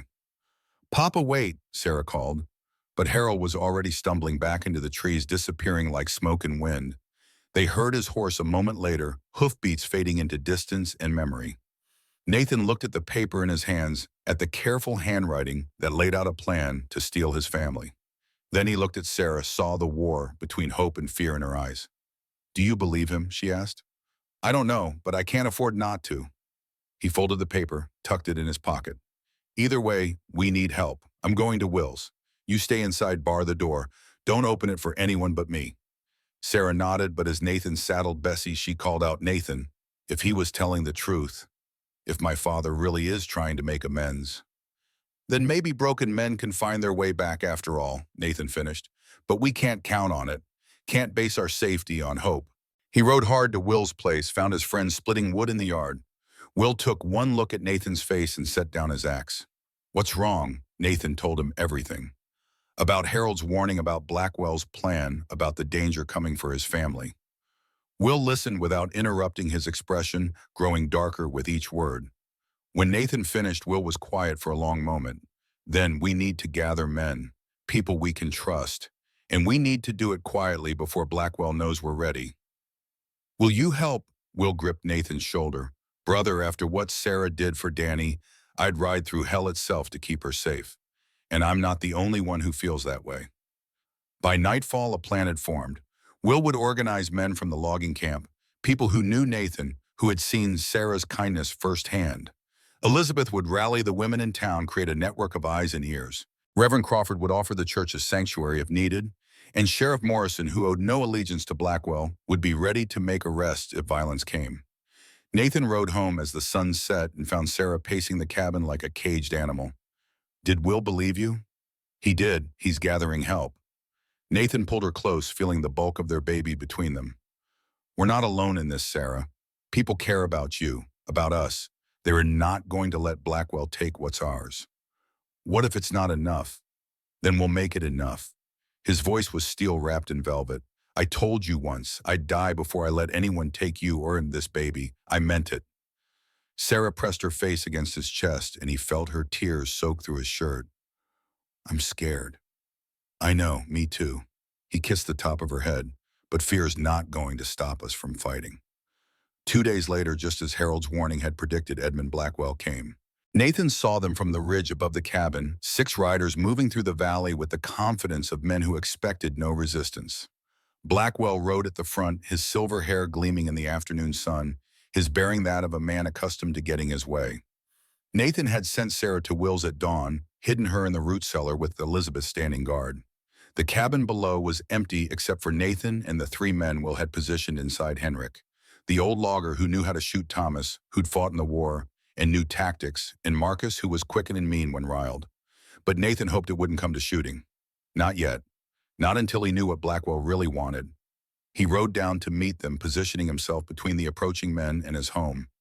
Bessie sensed his tension dancing sideways, and he calmed her with a word. Blackwell raised his hand and the rider stopped. Up close, the man was everything Harold had described, wealthy, powerful, with eyes that calculated value in everything they saw. He smiled, but it never reached those eyes. Mr. Pierce, I presume. You're on private property. Nathan kept his voice level. State your business and leave. My business is simple. I believe you have something that belongs to me. I don't know what you're talking about. Blackwell's smile widened. Don't you, the young woman named Sarah Mitchell, pregnant with my grandson?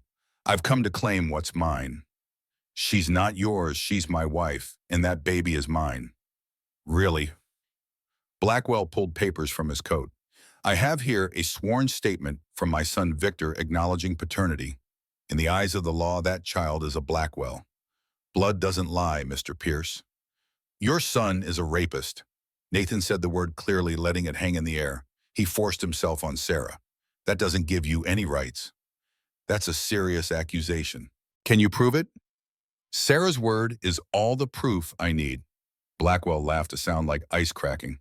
The word of a drunk's daughter against the Blackwell name no judge in this territory would believe Heartwarming.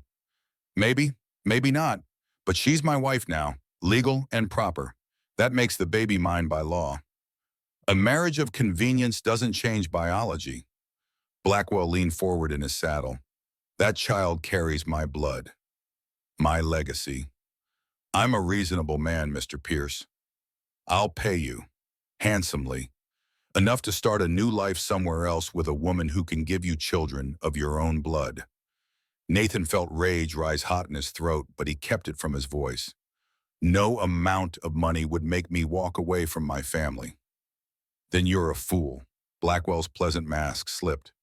I have resources you can't imagine. Lawyers who will tie you up in court for years. Men who will make your life miserable until you give me what I want. One way or another, I will have my grandson over my dead body. That can be arranged, Blackwell said softly. But I'd rather this be civilized. Think about my offer, Mr. Pierce. A man in your position, you can't protect her forever. He turned his horse and his men followed. But before they disappeared into the trees, Blackwell called back, You have 3 days to reconsider. After that, I stop being reasonable. Nathan watched them go, then rode hard to Will's.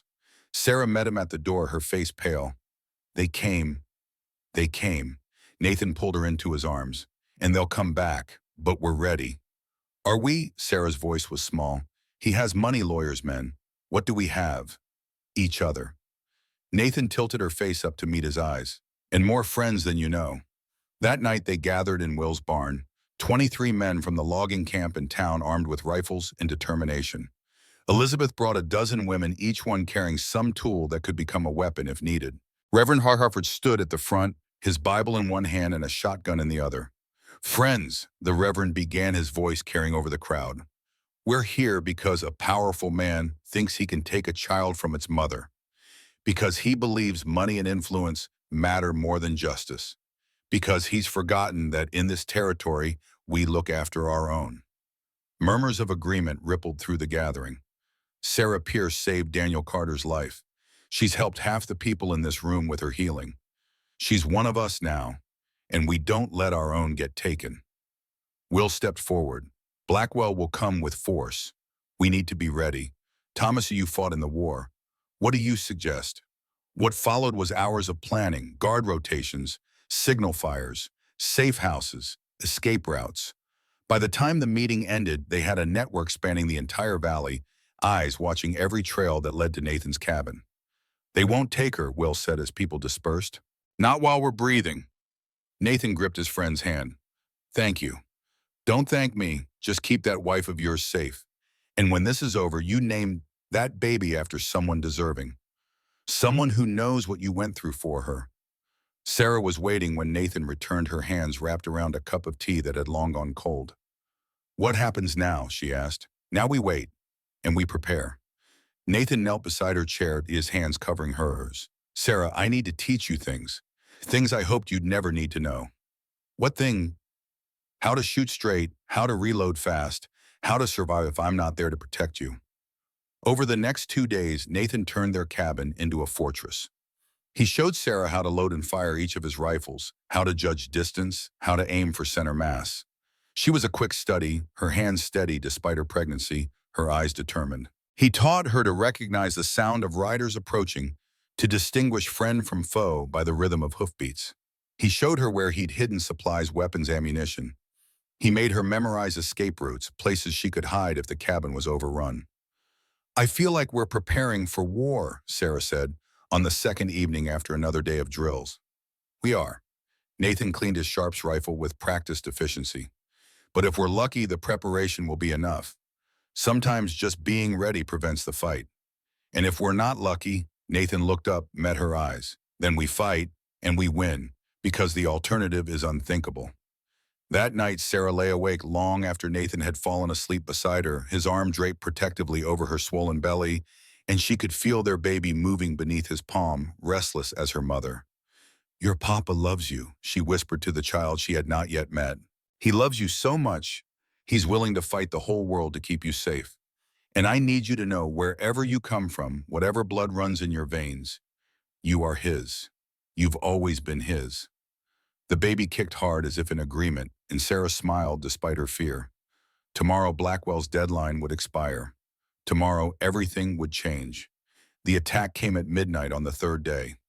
Sarah woke to the sound of breaking glass, men's voices, shouting, chaos erupting like wildfire around their small sanctuary.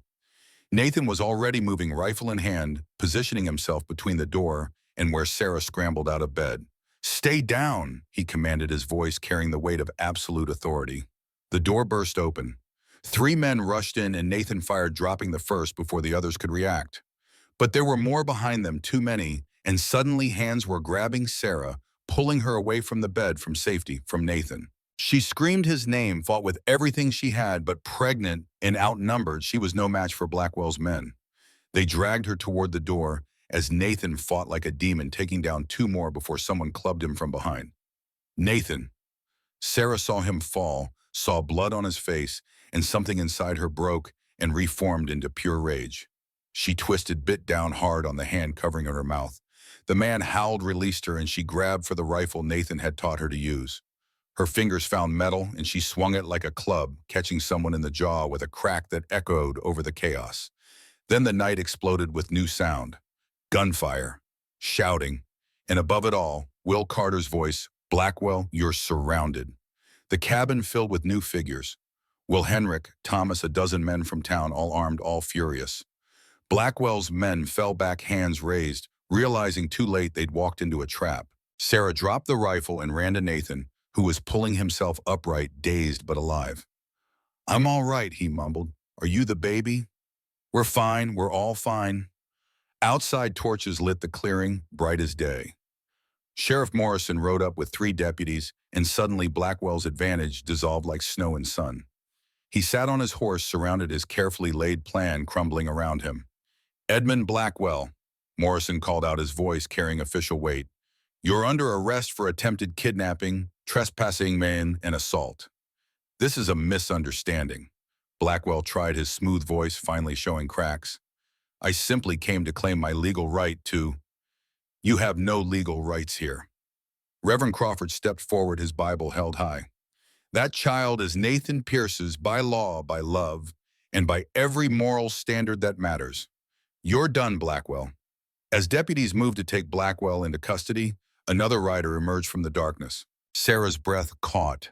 Victor Blackwell. The young man who had destroyed her life rode into the torchlight, his face haggard, his eyes haunted. He dismounted slowly, as if the weight of what he carried made every movement painful. Father, he said, his voice rough. Stop. Victor, what are you doing here? I came to stop you, to stop this. Victor looked at Sarah, and she saw genuine remorse in his expression, though it did nothing to erase the damage he'd done. What I did to her, it was unforgivable. And using it as justification for this, it's worse. Blackwell's face went red. That child is your blood, our legacy. That child is the result of my crime. Victor's voice strengthened. I raped Sarah Mitchell. I hurt her in ways that can never be undone. And then I ran like a coward while she dealt with the consequences. He turned to Sheriff Morrison. I'm here to give testimony, to swear under oath what I did, so there's no question about Mr. Tom Pierce's rights to that baby.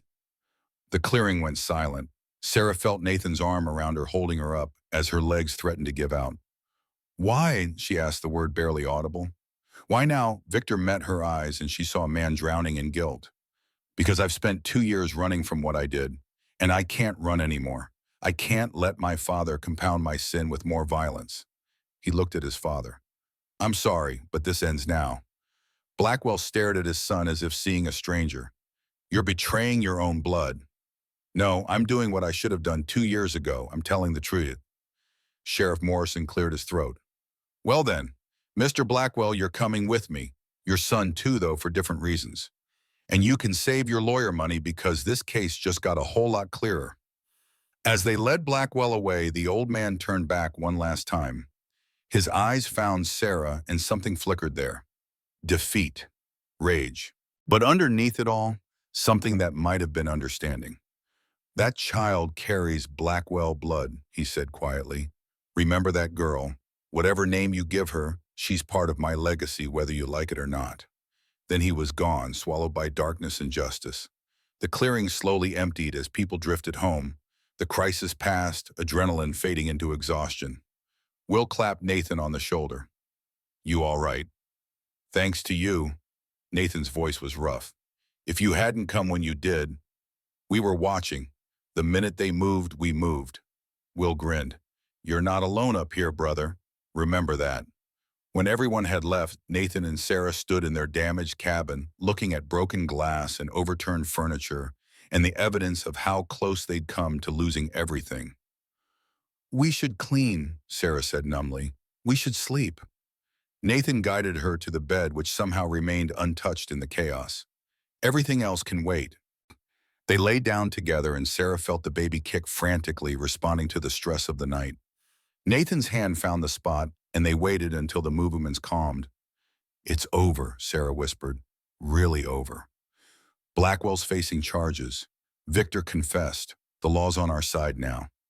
Nathan pulled her closer. But even if it wasn't, even if they came back with an army, they wouldn't get you. Wouldn't get our baby. I swear it. Sarah believed him, and for the first time in months, she let herself truly hope that the future might be bright. 3 weeks later, the pain started. Sarah woke in the dark hour before dawn, her back aching in a way that felt different from the usual discomforts of late pregnancy. She lay still, counting breaths, hoping she was wrong. Then the first real contraction hit, and she knew. Nathan, she whispered. Then louder, Nathan. He was awake instantly, his hand finding hers in the darkness. What is it? The baby. It's coming. What followed was controlled chaos. Nathan rode hard to fetch Elizabeth and Martha Thompson, the camp cook who'd delivered half the babies in the territory. By the time they arrived, Sarah's contractions were coming fast and hard, too fast for a first baby, and Martha's expression grew concerned. Something's wrong, Sarah gasped between pains. Something's not right. Martha examined her, and her face went carefully neutral, in the way of women who've learned to hide fear. Baby's breech, turned wrong. What does that mean? Nathan demanded. Means this is going to be hard, real hard. Martha looked at Sarah. Have you felt the baby move today? Some, not as much as usual. We need to turn it, manually. It's going to hurt worse than anything you've felt yet, but if we don't, do it, Sarah said through gritted teeth. Whatever you have to do. What followed was agony unlike anything Sarah had ever experienced. Martha worked with skilled hands, trying to turn the baby from outside, and Sarah screamed until her voice went hoarse.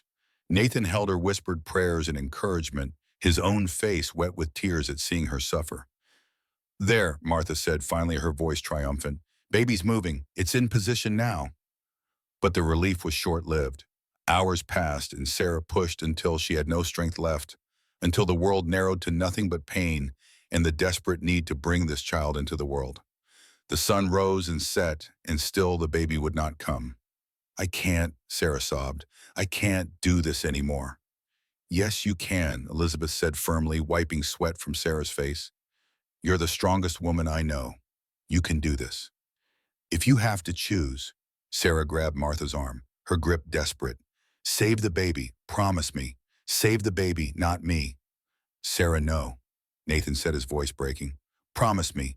I'm not promising anything, Martha said firmly, because we're not losing either of you. Now push, one more time. Give me everything you've got. Sarah pushed with strength she didn't know she still had.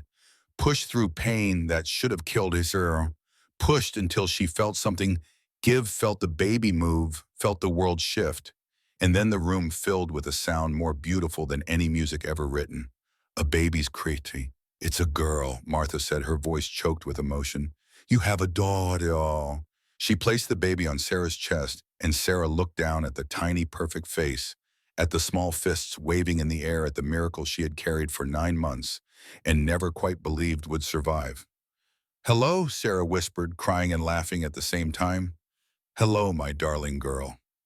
Nathan knelt beside the bed, his hand on the baby's head, and his face held wonder Sarah had never seen there before. She's perfect, absolutely perfect. Then Martha made a small sound, surprise mixed with something Sarah couldn't identify. What? Nathan asked. What's wrong, Wahikas? Nothing's wrong, it's just… Martha gently cleaned the baby's face, checking her over with the thoroughness of long experience. Her eyes, what about them? The baby blinked, focusing on Sarah's face with the intense concentration of the newborn. And Sarah saw what Martha had seen. Blue eyes, not the dark blue of all newborn babies, but bright, clear blue. The exact shade as Nathan's own. That's… Elizabeth leaned closer. That's not possible. Babies don't have eyes like that, not right away. This one does, Martha said softly. I've delivered over 200 babies in my life. Never seen anything like it. Nathan stared at his daughter, at the eyes that matched his own, at the miracle he couldn't explain. How? I don't know, Sarah said, but her voice held wonder instead of confusion. I don't care, she's ours. However this happened, she's ours. The baby wrapped her tiny hand around Nathan's finger, and he made a sound halfway between a laugh and a sob. She's got strong hands. Might make a logger yet. Over my dead body, Sarah said, but she was smiling. A healer, like her mama. What will you name her? Elizabeth asked. Sarah looked at Nathan, and they spoke at the same time. Hope. Hope, Nathan repeated, testing it. Hope Grace Pierce. Hope because she is our hope, Sarah explained. Proof that broken things can be made whole. Martha finished cleaning the baby, wrapped her in a soft blanket, and placed her in the cradle that had waited 12 years for this moment. Hope fit perfectly, her small body cradled by wood carved with love and loss and longing. Nathan stared at the cradle, at the baby finally sleeping in it, and his voice when he spoke was barely above a whisper. 12 years I worked on this. 12 years of praying, hoping, carving. And now, Sarah took his hand. Now your prayers are answered. Our prayers, Nathan corrected. This is our miracle, our grace. Outside, word spread fast. Will rode to town with the news, and by afternoon, people began arriving with gifts. Blankets and clothes and food offerings from a community that had watched this unlikely family form and wanted to be part of their joy. Reverend Crawford came with a blessing, speaking words over hope that made even the hardened loggers wipe their eyes. Sheriff Morrison stopped by to report that Blackwell had made bail, but was confined to his property, forbidden to come within 10 miles of the Pierce family. And as the sun set on Hope's first day in the world, Nathan and Sarah sat together watching their daughter sleep, marveling at the life they had built from nothing. People will talk, Sarah said quietly, about her eyes, about how she looks like you when we know she can't be yours by blood. Let them talk. Nathan touched Hope's cheek with one gentle finger. I know what I know. She's mine. Maybe not by blood, but by every choice we made, by every prayer I prayed by love. The baby stirred at his touch, her blue eyes blinking open to stare at him with that intense newborn focus. She knows you, Sarah said. She knows her papa. And in that moment, as firelight filled the cabin and the cradle finally held the child, it had waited for Nathan felt a peace so complete it almost hurt. Everything he had lost, everything he had mourned had led him here. To this woman, this child, this family. Thank you, he said to Sarah. To Mom, to the universe that had brought them together. For what? For saying yes, for trusting me, for giving me this. Sarah leaned against him, exhausted but happy. We gave each other this. Outside, spring was finally breaking winter's hold. Inside, a new chapter had begun. In the cabin, warmed by memory and firelight, old Nathan opened his eyes. His grandson, Samuel, sat quiet, processing the story, the weight of what his grandparents had survived. The blue eyes, Samuel said slowly. How is that possible scientifically? I don't know, Nathan admitted. Doctors we asked later said it shouldn't happen. that genetics don't work that way, but it did happen, and I learned something from that miracle. What? That some things can't be explained, can only be accepted. The old man leaned forward. The world you're going into, the war you're going to fight, it's going to show you things that don't make sense. Cruelty that seems pointless. Suffering that seems unfair. And you'll be tempted to think that proves there's no meaning, no purpose. But, Samuel prompted, but Hope's eyes prove something different. They prove that sometimes in ways we can't predict or control, grace breaks through. Miracles happen, not because we deserve them, but because the world has room for more than just logic and blood and violence. Samuel was quiet, turning this over. What happened to Victor Blackwell? To Edmund. Victor served time for what he did to your grandmother. When he got out, he went east, tried to build a different life. I heard he died in a mining accident 5 years later. Whether that was justice or just bad luck, I can't say. And Edmund, Nathan's expression hardened. Heart attack. 6 months after Hope was born. His empire crumbled, got divided among creditors and distant relatives. Sometimes evil destroys itself. And Harold, your wife's father, a shadow crossed the old man's face. That's a longer story, one that took years to resolve. 5 years had passed since Hope's birth and the Pierce family had grown. Samuel, named for Nathan's father, was 3 years old, serious and thoughtful, preferring books to rough play. Little Mary, just one, climbed everything she could reach and collected frogs with the determination of a born naturalist. The cabin had expanded to hold them all, growing like the family it sheltered. Sarah's healing practice had become legendary, with people traveling from 3 counties to seek her help. Nathan had been promoted to foreman at the logging camp, his quiet competence finally earning the recognition it deserved. And Harold Mitchell, sober for 4 years, now worked as a carpenter in town, slowly, painfully rebuilding the bridges he had burned. He came to visit every month, never staying long, always bringing gifts he had carved himself. Toys for the children, a new chair for Sarah, small offerings of wood and apology. At first, Sarah had refused to see him. The wounds were too fresh, the betrayal too deep. But time and Hope's blue eyes had worked a change in her, softened the edges of her anger until something like forgiveness could grow. He's trying, Nathan said one evening, watching Harold play with Samuel in the yard. Really trying. I know, Sarah bounced Mary on her hip. Doesn't erase what he did. No, but maybe it writes a new chapter. One where he's not just the man who failed, but the man who tried to do better. Sarah watched her father lift Samuel onto his shoulders, watched her son laugh with the grandfather he barely knew. Hope asks about him, wants to know why he doesn't stay for supper. What do you tell her? That he's working on earning that privilege, that some things take time. 6 months later, on Hope's 5th birthday, Sarah finally extended the invitation Harold had been waiting for. Stay, she said simply. Stay for supper, stay for cake, stay and be part of this. Harold's eyes filled with tears. You sure? No, Sarah said honestly, but I'm willing to try.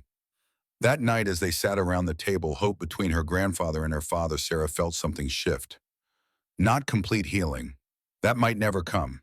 But a beginning. A chance.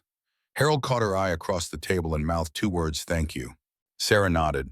Not forgiveness, not yet, but acknowledgement. Recognition that people could change, that broken men could find their way back, that grace was available even to those who least deserved it. The present rushed back, and Samuel found himself once more in the cabin with his grandfather, the fire burning low, the night deep around them. So you forgave him? Samuel asked. Your father-in-law, your grandmother forgave him, Nathan corrected. I just supported her decision. It wasn't my place to forgive what he'd done to her. But you let him be part of the family. Because families are complicated. Because people are more than their worst moments. And because your grandmother was wiser than me about these things. Nathan's voice softened with memory. She said once that holding on to anger was like drinking poison and expecting the other person to die. She chose to let it go. Not for his sake, for hers. Samuel absorbed this, seeing the wisdom in it even as his young mind struggled with the complexity. And he stayed sober, stayed changed. Until the day he died, 15 years sober when his heart gave out. He was building a cradle for Mary's first baby. Nathan smiled sadly, trying to give his great-granddaughter what he'd failed to give his daughter. Peace, safety, love. Did he succeed? He tried. That's all any of us can do. Samuel looked at the uniform on the chair beside him, at the future waiting with all its unknown horrors. Grandpa, what if I fail? What if I go to war and I'm not brave enough, not strong enough? What if I come back broken, like Harold was broken? Nathan reached across and gripped his grandson's shoulder. Then you do what Harold did. You keep trying, you ask for help, you let people who love you carry you until you can walk again. His voice grew fierce. You don't give up, boy. You hear me. You don't ever give up. But what if the war changes me? What if I do things I can't come back from? Then you come back anyway. You fight your way back to the man you want to be. Just like Harold did. Just like your grandmother did after what happened to her. Just like I did after losing Rebecca and my son. Nathan walked to the window, looked out at mountains silvered by moonlight. War's going to be hard, going to test you in ways nothing else can. But you're a Pierce. You've got your grandmother's strength and your father's heart and my stubbornness. You'll make it through. How do you know? The old man turned and his eyes were bright with tears. Because you're asking these questions. Because you're worried about staying human in the middle of inhumanity. Because you care. He pulled a small wooden box from the mantel, opened it, revealed a tarnished silver locket. This was your grandmother's. She wore it every day from the moment I gave it to her until the day she died. He opened the locket, showed Samuel 2 locks of hair, one dark, one light. That's from Hope's first haircut, and that's from mine. She kept us close to her heart always. Nathan pressed the locket into Samuel's hand. Take this with you. When the war gets hard, when you're tempted to give up or give in to darkness, remember what this represents. Remember that love is stronger than violence. That family is stronger than fear. That grace can find us even in the worst moments of our lives.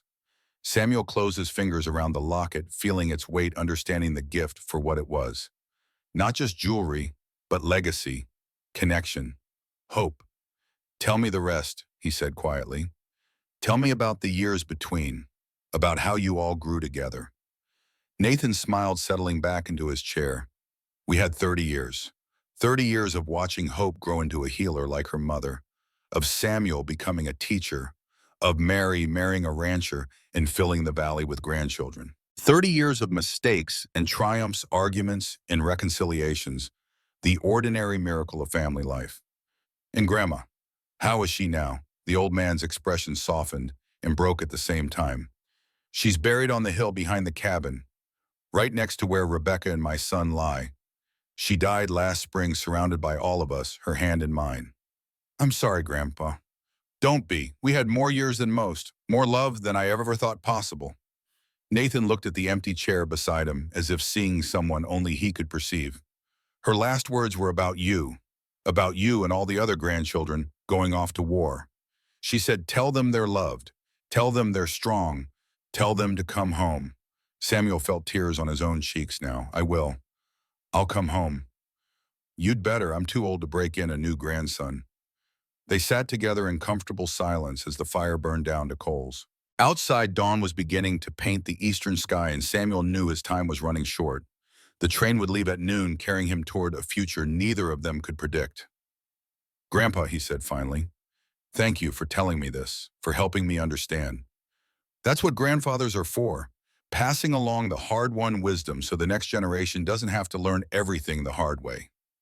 Samuel stood, and Nathan stood with him, and they embraced the way men do when they know it might be the last time. Remember, yet, Nathan said, his voice rough with age and emotion. You're not just fighting for your country, you're fighting for the right to come home, to build a family, to find your own Sarah, whoever she might be, to fill your own cradle with children who'll carry on long after you're gone. I'll remember. And Samuel, one more thing. Yes, sir. The story I told you tonight about your grandmother being called damaged goods and me marrying her anyway. Nathan's eyes held a fierce light. That's our family's truth. We don't give up on people. We don't write anyone off as beyond saving. We believe in second chances, in redemption, in the possibility that broken things can be made whole. He gripped Samuel's shoulders. You carry that belief with you to war. When you see men who seem beyond hope, remember your grandmother. When you're tempted to become hard and cruel to survive, remember the choice I made in that market square. When everything seems dark and there's no light anywhere, Remember Hope's blue eyes. Remember that miracles happen. Samuel nodded, unable to speak past the lump in his throat. As the sun rose over the mountains, painting the snow peaks gold and rose, Samuel walked out of the cabin and toward his future. He carried his grandfather's locket, his grandmother's strength, and a story about damaged goods and the quiet man who saw worth where others saw waste. Behind him, Nathan stood in the doorway watching until his grandson disappeared from view. Then he turned back to the cabin, to the photographs on the wall, to the cradle still kept in the corner, though it had not held a baby in decades. "He's a good boy," he said to the empty room, to Sarah's memory, to God. "He'll make it through, just like we did." The cabin creaked and settled around him, warm and full of ghosts who were not frightening but comforting. The ghosts of laughter and tears, of arguments and reconciliations, of ordinary days that had built an extraordinary life. Nathan sat down in his rocking chair and closed his eyes, and he was 20 years old again, seeing Sarah for the first time in the market square. He was 34, proposing marriage to a stranger. He was holding Hope for the first time, staring at impossible blue eyes. He was old and young at once, living every moment of those 30 years simultaneously. "We did good," he whispered. "Didn't we, Sarah? We took what the world threw at us, and we made something beautiful." The fire popped in agreement. The wind answered with a sigh. And Nathan Pierce, who had once been called Ghost by men who thought him half dead, smiled and settled deeper into his chair, surrounded by love and memory and the legacy he would leave behind. Outside, spring was coming to the mountains. Inside, the story was complete. But the love that had built it, the grace that had sustained it, the hope that had carried it forward through every trial that would never end, that was eternal.